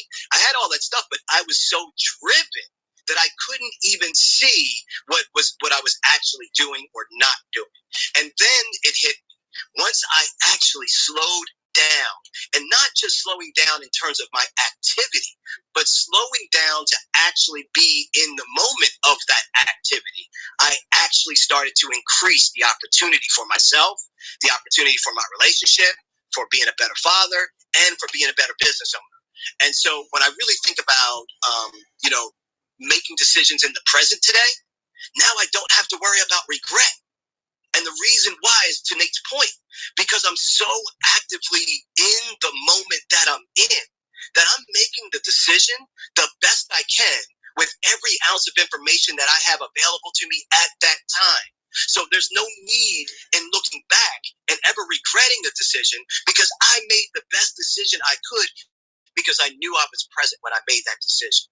And so I don't know who this message is for anybody in the room, but I hope that this is something that really resonates with you, and that you understand that you're hearing from a couple of people that it's okay to have permission to actually slow down, to feel yourself, to understand yourself, and to lean into that. Because what I have found is once you start to consistently practice on being in the present, which I am no great being at, but once I've done that, I have found that the small things become just that, the small things. I don't worry about things that I can't control. And the reason I've been able to reduce attachment to outcomes, which was giving me so much stress, so much angst, has now minimized significantly, but that hasn't impacted my revenue generating power. It hasn't decreased or negatively impacted my ability to be around for my family or my ability to still run a business or two. And so I just wanted to share that, because it really is something that I don't care what it is for you, but someone should take action. Hearing what we're saying, take action tonight, tomorrow, on really trying to figure out how you can work on being more present for yourself, because I'm a living testament to myself as to how that's helped me, and I really wanted to help you. Mario, can I jump in there? Because I think that's so powerful, what you just said, and the energy you said it with. But, my husband and I are both entrepreneurs, which makes for a really interesting marriage and family dynamic. But we, in 2015, launched a mental health foundation called Sunrise because of a couple of stats. One in 4 women have depression, deal with depression. 1 in 6 men. Look at this room, 2,000 people. How many of you, hundreds of you, are suffering right now? Okay. Now, if you are an entrepreneur, you could multiply that by 3 to 4x, because entrepreneurs are statistically 2 to 6 times more likely to be suffering from bipolar, depression, ADHD. And so, to your point, Mario, it is not only a good thing to focus on mindfulness, this is critical that we all take care of our mental health and build it into a routine. And I didn't know how to do this either. Like you were saying, you had to look in the mirror, you had to wait for things to fall apart. It was a couple of years ago, I did this thing called Give It a Week, where I tried one new thing every week for the entire year. And it's a whole different experience I can talk about another time. But I had never done meditation before, and sitting didn't work for me. And none of, being still and silence, it actually didn't work for me. And I didn't know there was such thing as moving meditation. And I experienced it for a week with 7 different types of meditation to find the one that worked for me. And I did. And so if you are out there in this audience and you need help and support, to Mario's point, to Nate's point, it's time to get that support and to try and see what works for you. And especially if you are suffering right now because of a hard time in entrepreneurship, don't let it get to the point, to Mario's point, where your marriage is suffering, where your relationships are suffering. This is the loneliest year we've ever had. So DM me, DM Mario, find us on Instagram. We are here to help one another. Brett, I would love to, and I'm glad that you brought that up. That is the case with entrepreneurs. See, a lot of people don't realize that, but when you look at Kate Spade and Anthony Bourdain and so many amazing people, the challenge with entrepreneurs is that you can't tell anybody your problems. You have to listen to everybody's problems. Your staff can't come in the room and see you say, whereas most entrepreneurs, listen, we're one check away from being out of business. I'm waiting for another order to come through. They can't see you in tears or stressing come to them with a problem, because the good staff members that have opportunity, they're going to leave. They're going to say, hey, I got to go and protect my family. You have family issues, you have stress going on. You have to keep this great face going. You don't feel like you can talk to anybody else, but you have to be there for everybody else because you have to serve. So I think that a lot of people do need to know they're not by themselves, and they do need to follow a DMU and find somebody to talk to, because it is very, very hard being an entrepreneur. And you risk it all. You give up 40 hours to work 80 hours, as they say. Damon, go ahead, Jason. Oh, sorry. I just want to emphasize all of these points here by just saying that, Mario has said a couple times he doesn't know who needs to hear this in this audience, but I think, all of us who put words out in the world, who people do that people consume, I think we all probably get this very similar message. I mean, I got it a couple times today on things that I wrote, which is, I needed to hear this today. People say it all the time. I needed to hear this today. And it just goes to show you how people there are at any one moment who are feeling up against that wall, as David just described, this kind of loneliness moment. So I think it's just a powerful thing to be constantly sharing, and I say it to people who need to hear it today, and also people who are in a position to share these kinds of insights about themselves, that other people need to hear it today and always. I'm sorry, who was going to jump in? By the way, I also just wanted to, we've got some new voices in here who I want to get to, Tara, Lewis, Guy, but I'm sorry, who was Brian? Yes. Was that you? Yeah, it was me, Jason. So a whole bunch of thoughts there resonate. Number one, you had started by talking about moving to the mountains, and I know I checked in with you early on in the year, and you said, you've left Manhattan, you're Brooklyn, and you moved to the mountains. The mountains are an amazing place to force disconnection. I have to say, with 3 young kids who all love their devices, like all of our kids, the most valuable time I get with them is chairlift time. When we're out skiing and we're on the chairlift, their hands are too cold to get on their devices. They probably don't have their devices, and you get that conversation.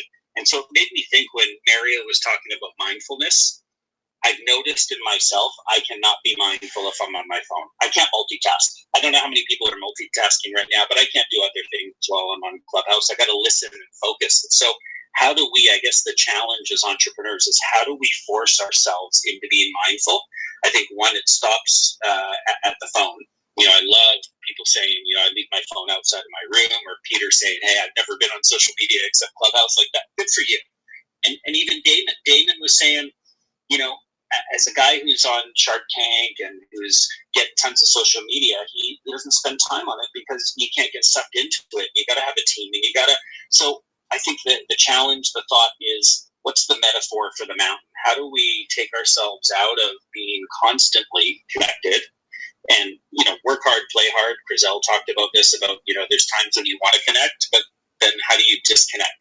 And so I don't know the answer, but I think it's valuable. I don't think we can grow and take care of ourselves, as Britt was talking about mental health.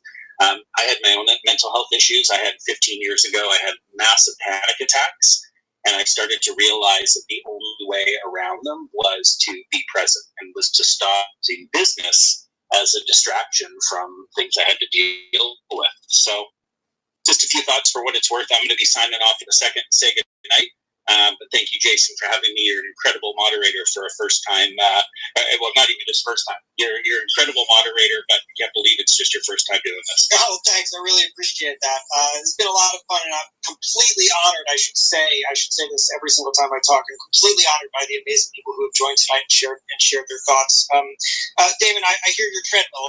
I'm sorry. Listen, hey, I'm a hop off too. I think I could just give a little bit of my 2 cents before I hop off about that, and I think it was Brian, correct, who was talking? Was that Brian? Yes, it was. Yeah, Brian. Yeah, got chunk. There you go, Brian. I totally agree with you. You got to escape, but I think what we get stuck, kind of like as I said earlier, was that we kind of planned to do it next week and the following week. And I think when I learned this was before social media was out. I was about 31. I traveled the world 2 times and shook everybody's hand on the planet. In every city, and I turned around, and by 35 I was divorced, and I reflected on it, and every city that I went to, it was only 4 places. It was the airport, it was the hotel, it was a restaurant because I had to dine with somebody, and a conference room. I didn't get to see any place. And I decided right around 36 that I would steal a moment in every city. At any given moment I could steal. And what I would do is I would go walk on the beach for an hour or 2 hours. I would go be a tourist for the day. So those are the things that I would do. And I would steal 1 hour, 2 hours. And then it came to the point where instead of going to the clubs, I'm going to dive every coast that I can because I've seen every club. Can I spend one extra day? And I would steal the time. My wife at the time, you know, when I was in my 30s, she, if we had to go to the mountain, she would say, "You're coming home for a day. We're going to drive 3 hours up to the mountain.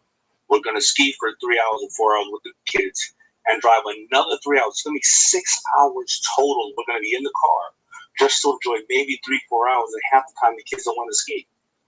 Well, she said, "Let's schedule a vacation. We want on 2 or 3 vacations." My wife now, she will fly halfway around the planet to steal a day with me and the baby. And we steal 40 days away a year, 40 memories that we are in the present. And that becomes a huge, huge scrapbook in our minds and our lives and our hearts. But we have to steal that away anytime we can, an hour, 2 hours, a day. You have to force it. And that's just what has worked for me. Powerful. Awesome. Totally agree with you. Thank you for that, man. I want to just add something on here. Because I think this is just a great talk. Thank you for holding down the space, Jason. And thank you for everybody for allowing me to be long-winded here.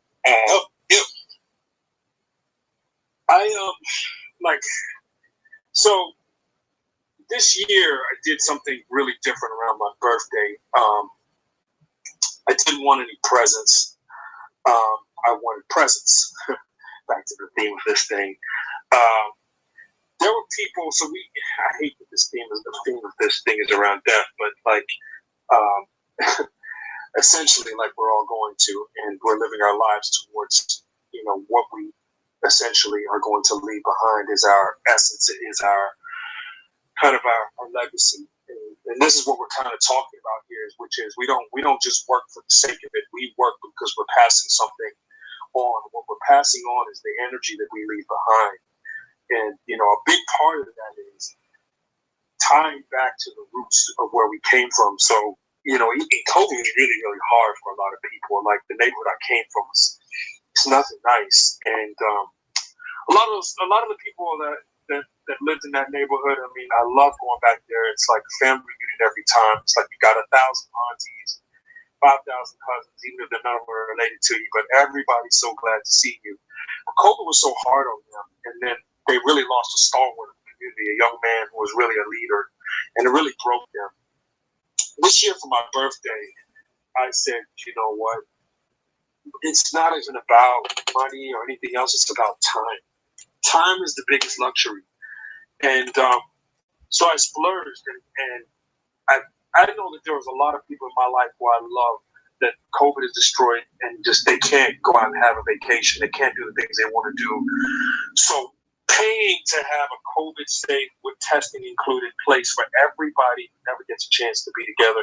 People who haven't seen each other in 20 years. People who I haven't seen in 20 years. And what I wanted to do was just get everybody I love in the same place. I haven't seen you in 10 years, and we've just spoken in a spotty way on text. You're even invited, right? So it's just a lot of people over like a month-long stretch in an incredible place. And the idea behind that is you don't know when you're going to get a chance to engage with that person ever again, right? You just don't know. You just can't take time for granted. And to me, taking time away from work when I had so much stuff going on, and then investing my energy into those people is probably the best birthday gift I ever had. It was I think I cried probably 3 times. I probably did. Just tears of joy and happiness, and just the feeling of just it was just very, very healing. And if I could recommend anything to anybody on this stage, is create those intentional times and spaces for the people that, especially for the people that you love, that you're too busy for most of the time. Take the time out and say, hey, look, I know I've been, you've been on my list, but it's been down a little This year, I would just challenge you to create some sort of thing that gives them a chance to feel free and good and happy, and then you to connect with them in a way that you normally wouldn't.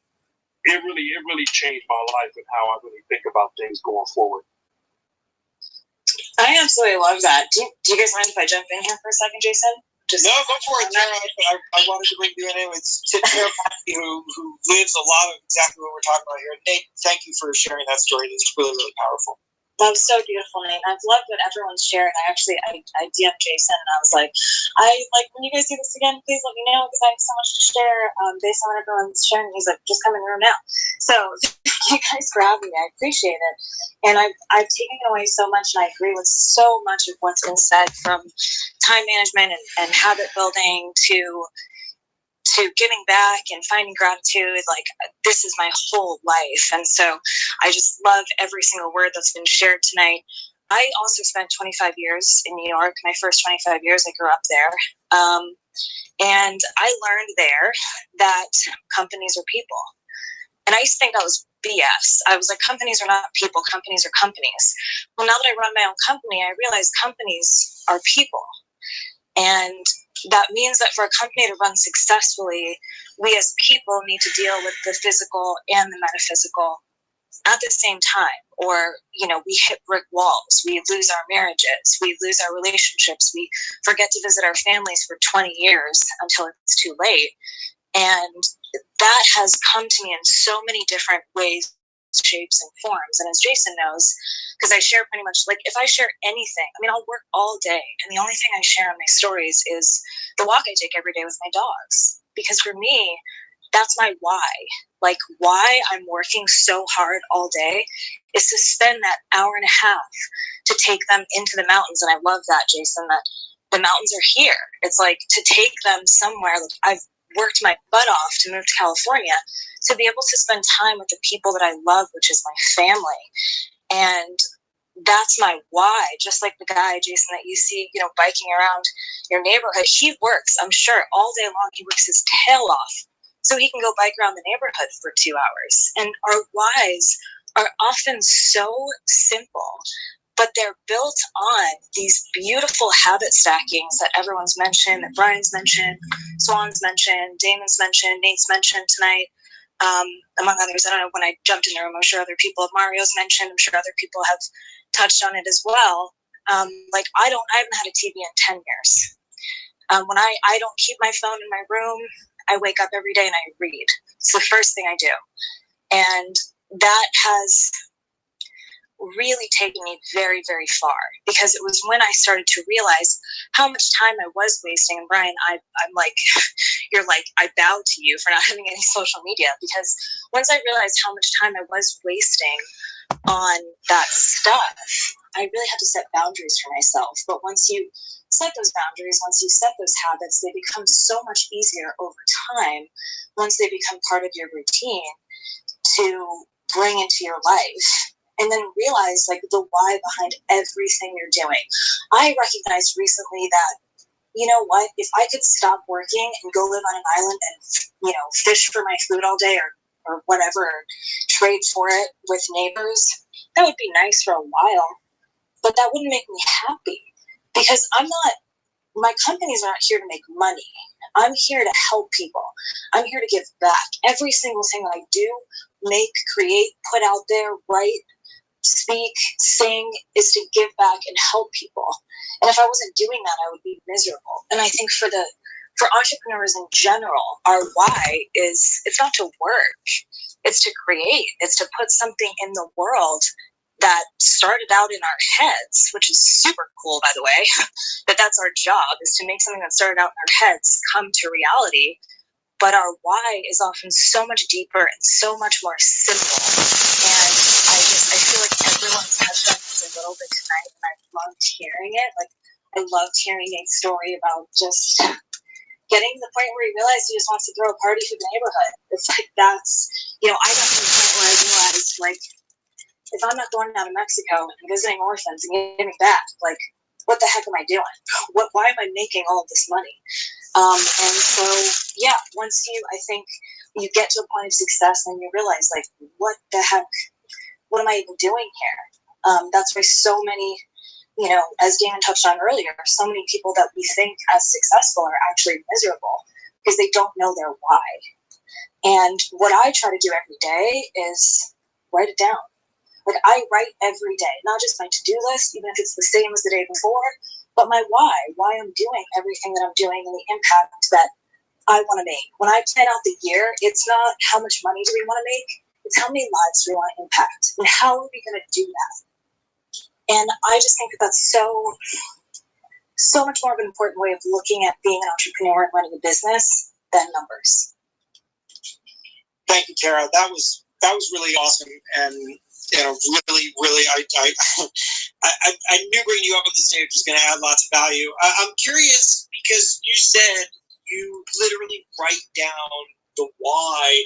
For other folks who are defining that for themselves on the stage, I'm curious what process you may go through, have gone through, that helps you identify that core thing, right? I mean, the power of the idea of the why versus the what is that the why is an unchangeable core, whereas the what can alter with the wind. But if you understand what your why is, you identify with why you do something, well, then that can be manifested in so many different ways, whereas the what is just changeable in an instant, as we all learned in this past year.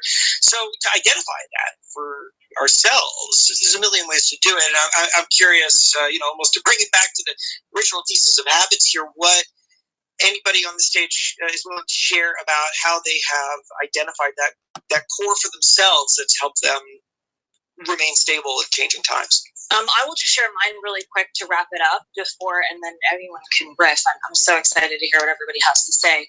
But I asked myself what freedom looks like, and that can change day by day. You know, if I went on a 4-hour hike with the dogs yesterday, maybe freedom doesn't look like another 4-hour hike today.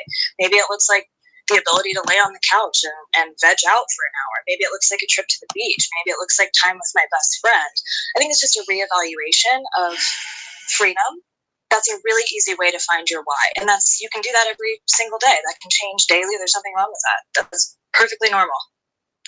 So it's funny you asked that, Jason, because we just did a boot camp for the self-made course that I run for women, female founders. And I have them draw a quadrant. The first thing we do is find the why. So they draw a quadrant and they think about their younger self, like ages 5 to 12. And I have them write down in the first box, what did you love to do? What were your hobbies when you were younger?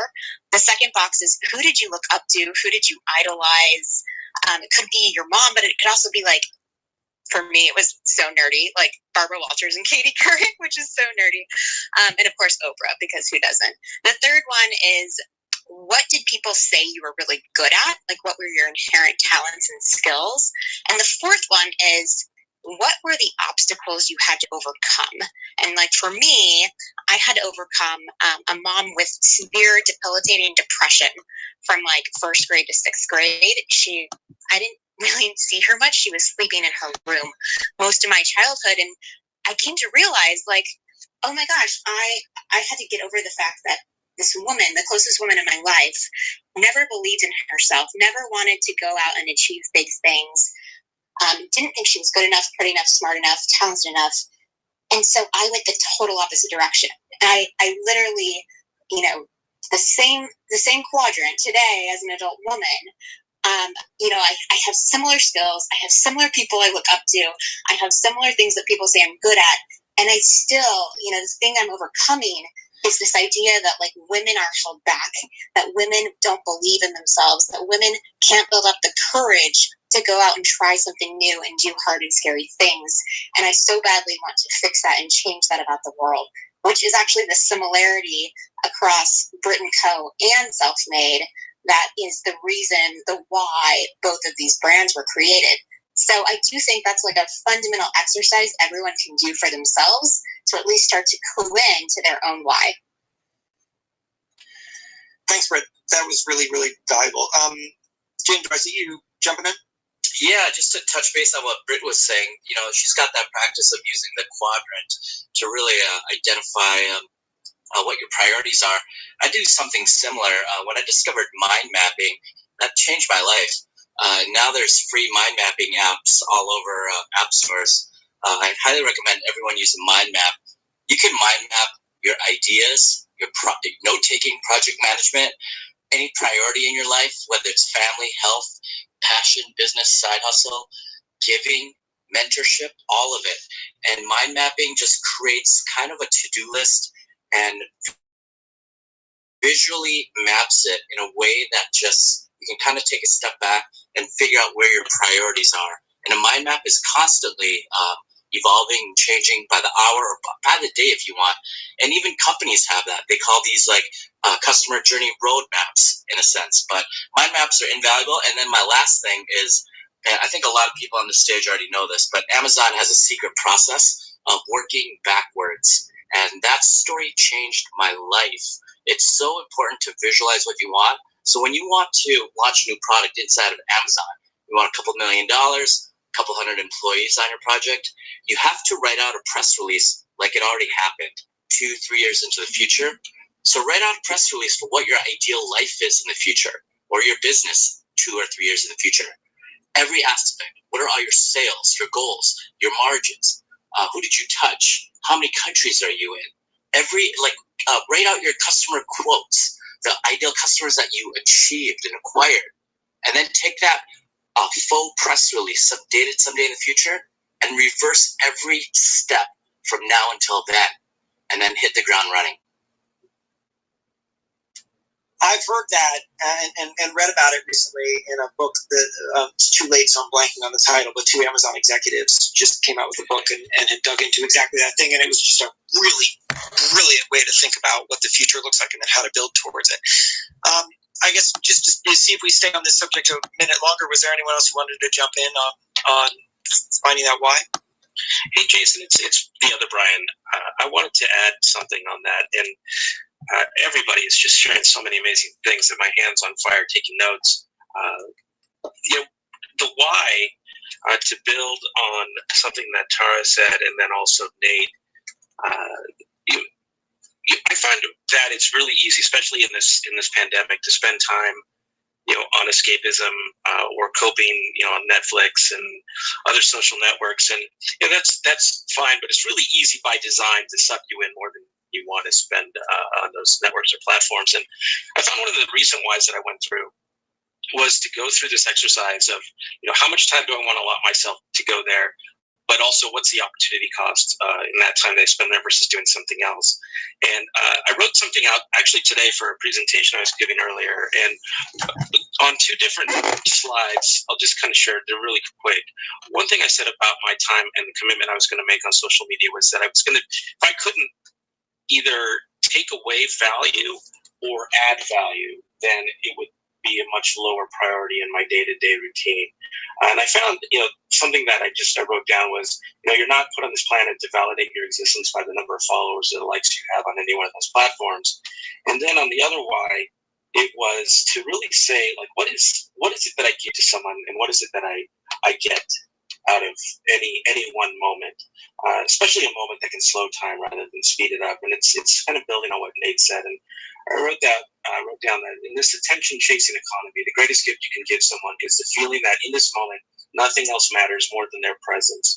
You're in this together. The greatest gift you can give yourself is presence, and then you found passion, purpose, and vision for where you are going and what you will do next. Every day, it creates a virtuous cycle. And so I just wanted to share that with you and anybody else who might have needed to hear that. Thanks, Brian. I appreciate that.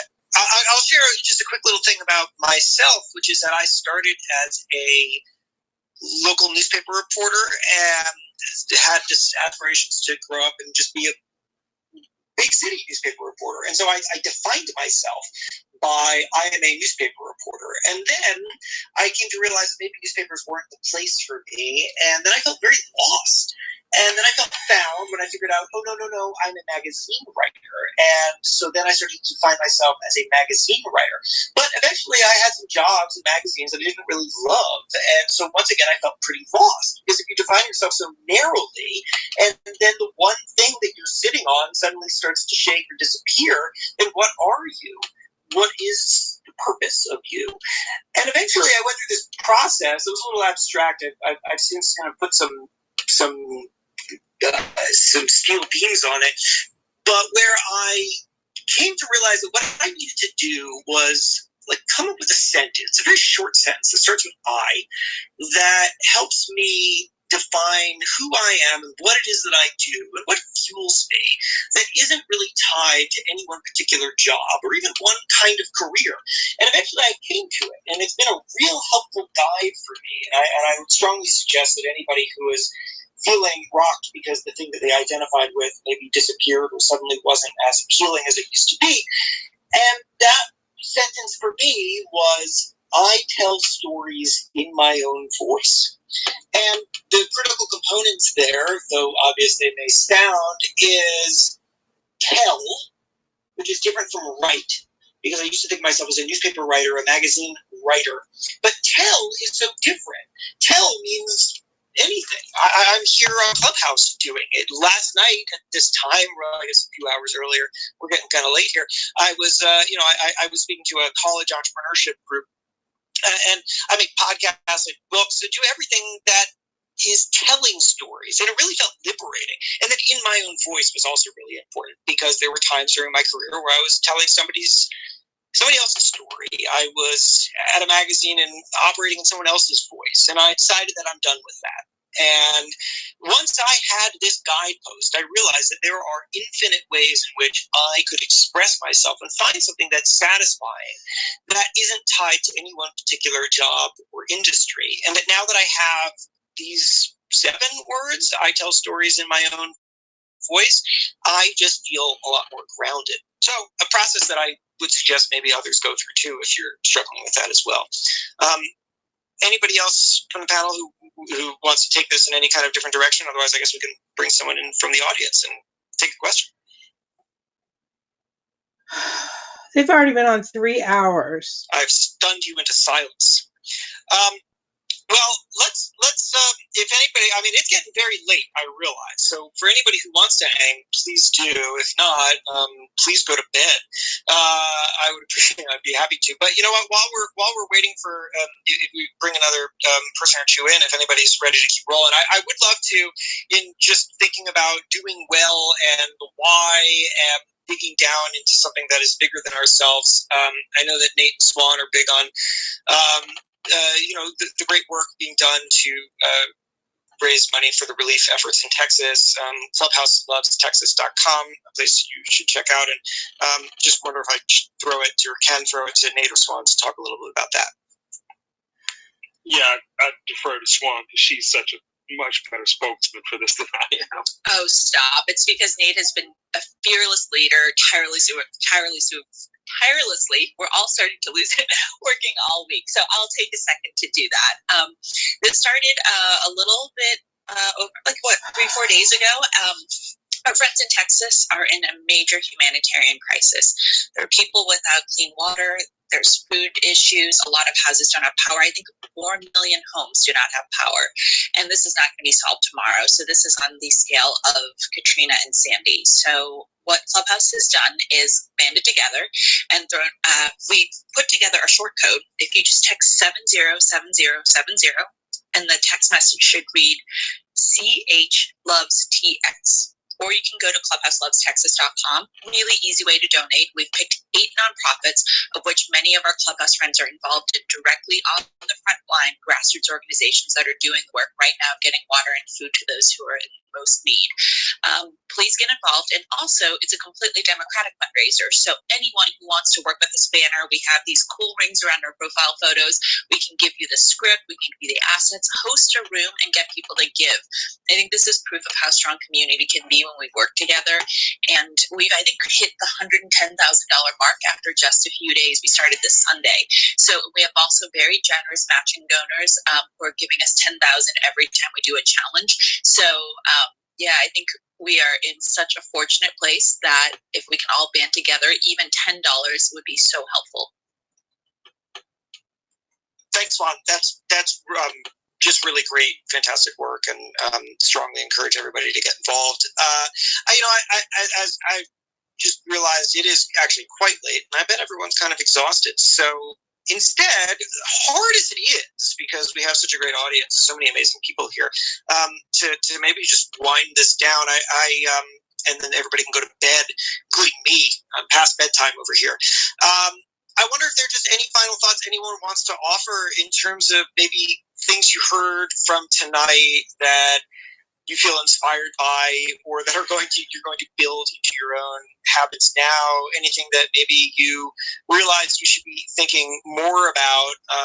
I think that nothing is more foundational than the only time we have is now. But if you want to get more granular, I'd love to just throw it to the panel here. Anybody who's up to share anything as maybe something that they're going to walk away from that they think anybody who has been listening tonight might want to jot down and really digest in the morning.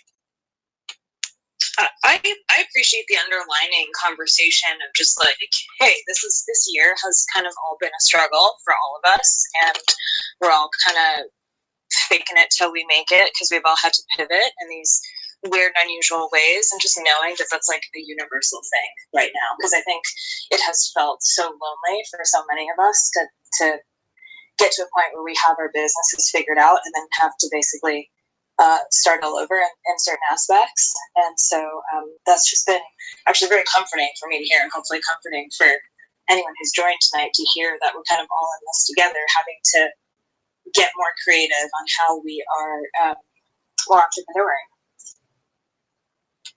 Thanks, Sarah. Swan, did I see you on mic? Yeah. One of the things I said earlier was build a tribe and a support network around. And I think this has proven it, right? I mean, I got so much from every single one of you tonight. I'm like scribbling notes and trying to remember who said what, if I need to follow up.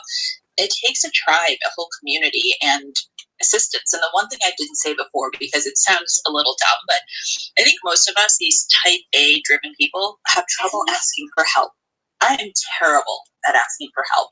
So one of the little hacks I did with a small group of friends is I still have trouble picking up the phone and saying, I need you, I need your help. So I have a code word, and sometimes it's a different code word for a few people, or I just pick the most ridiculous code word. And if I just send that in a text, I don't have to say I need help right now, because I always feel like I'm imposing.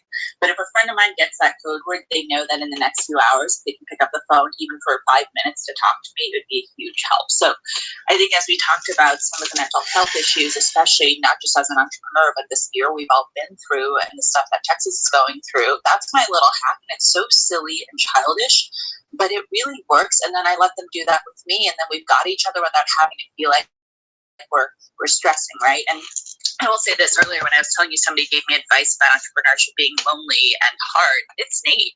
And this whole time he's been up here giving us all advice, he's side texting with me because I had a particularly crappy day, and he's there as my rock. So it really takes people around you. And the hardest thing for me to swallow this past year was learning to ask for help. And so thank you guys for being that community. Thank you. You're the best, Swan.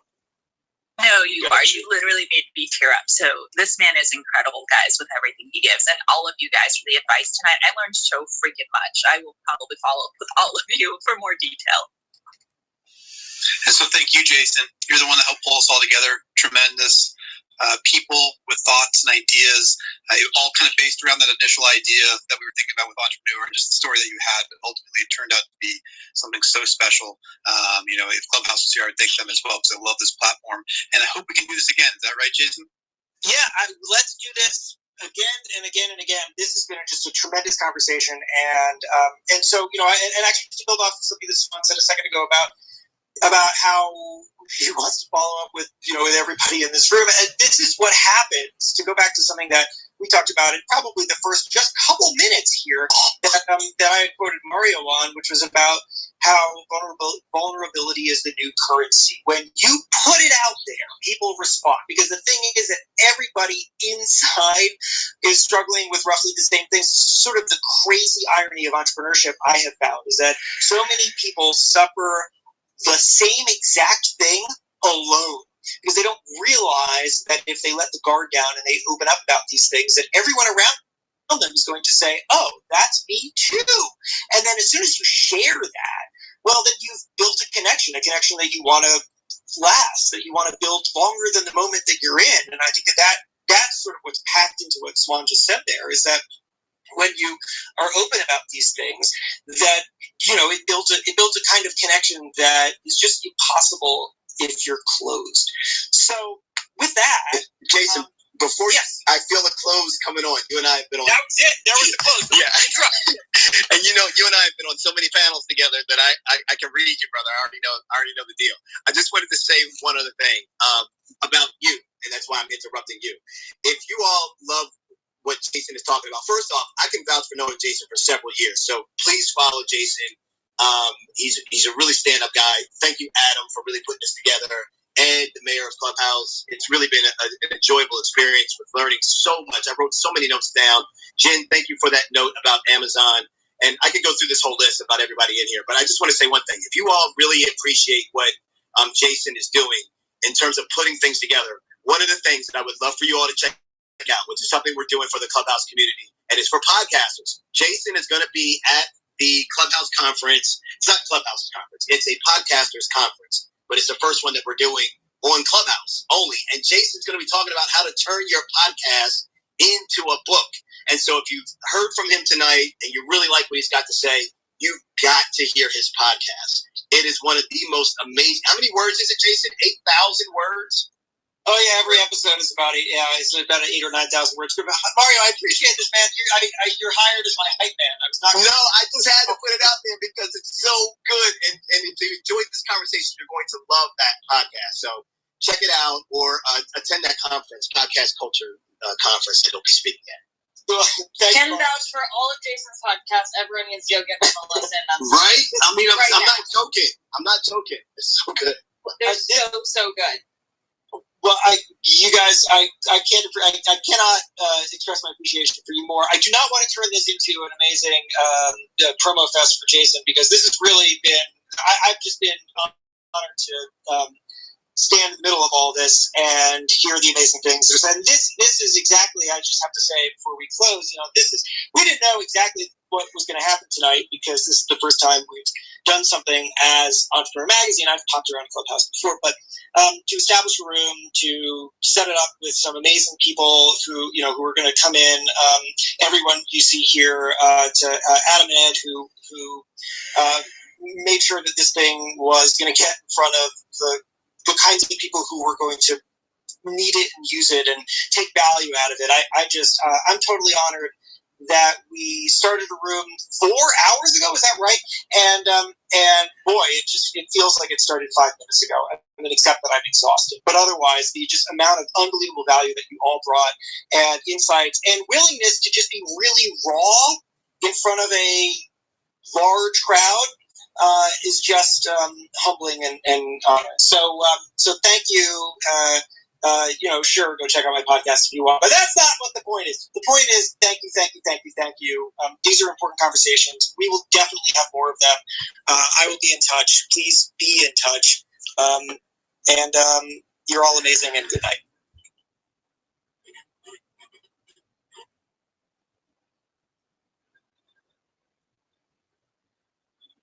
Thank you, Jason. Subscribe to your podcast now. When I said thank you, good night, I thought the room would just disappear. Here, Jason, we'll teach you. On the upper right, those 3 dots, if you click it, you can end the room so it doesn't ghost off into another dimension while you. Well, this is also an opportunity to roll end credits and thank everyone by name, and thank all our sponsor supporters.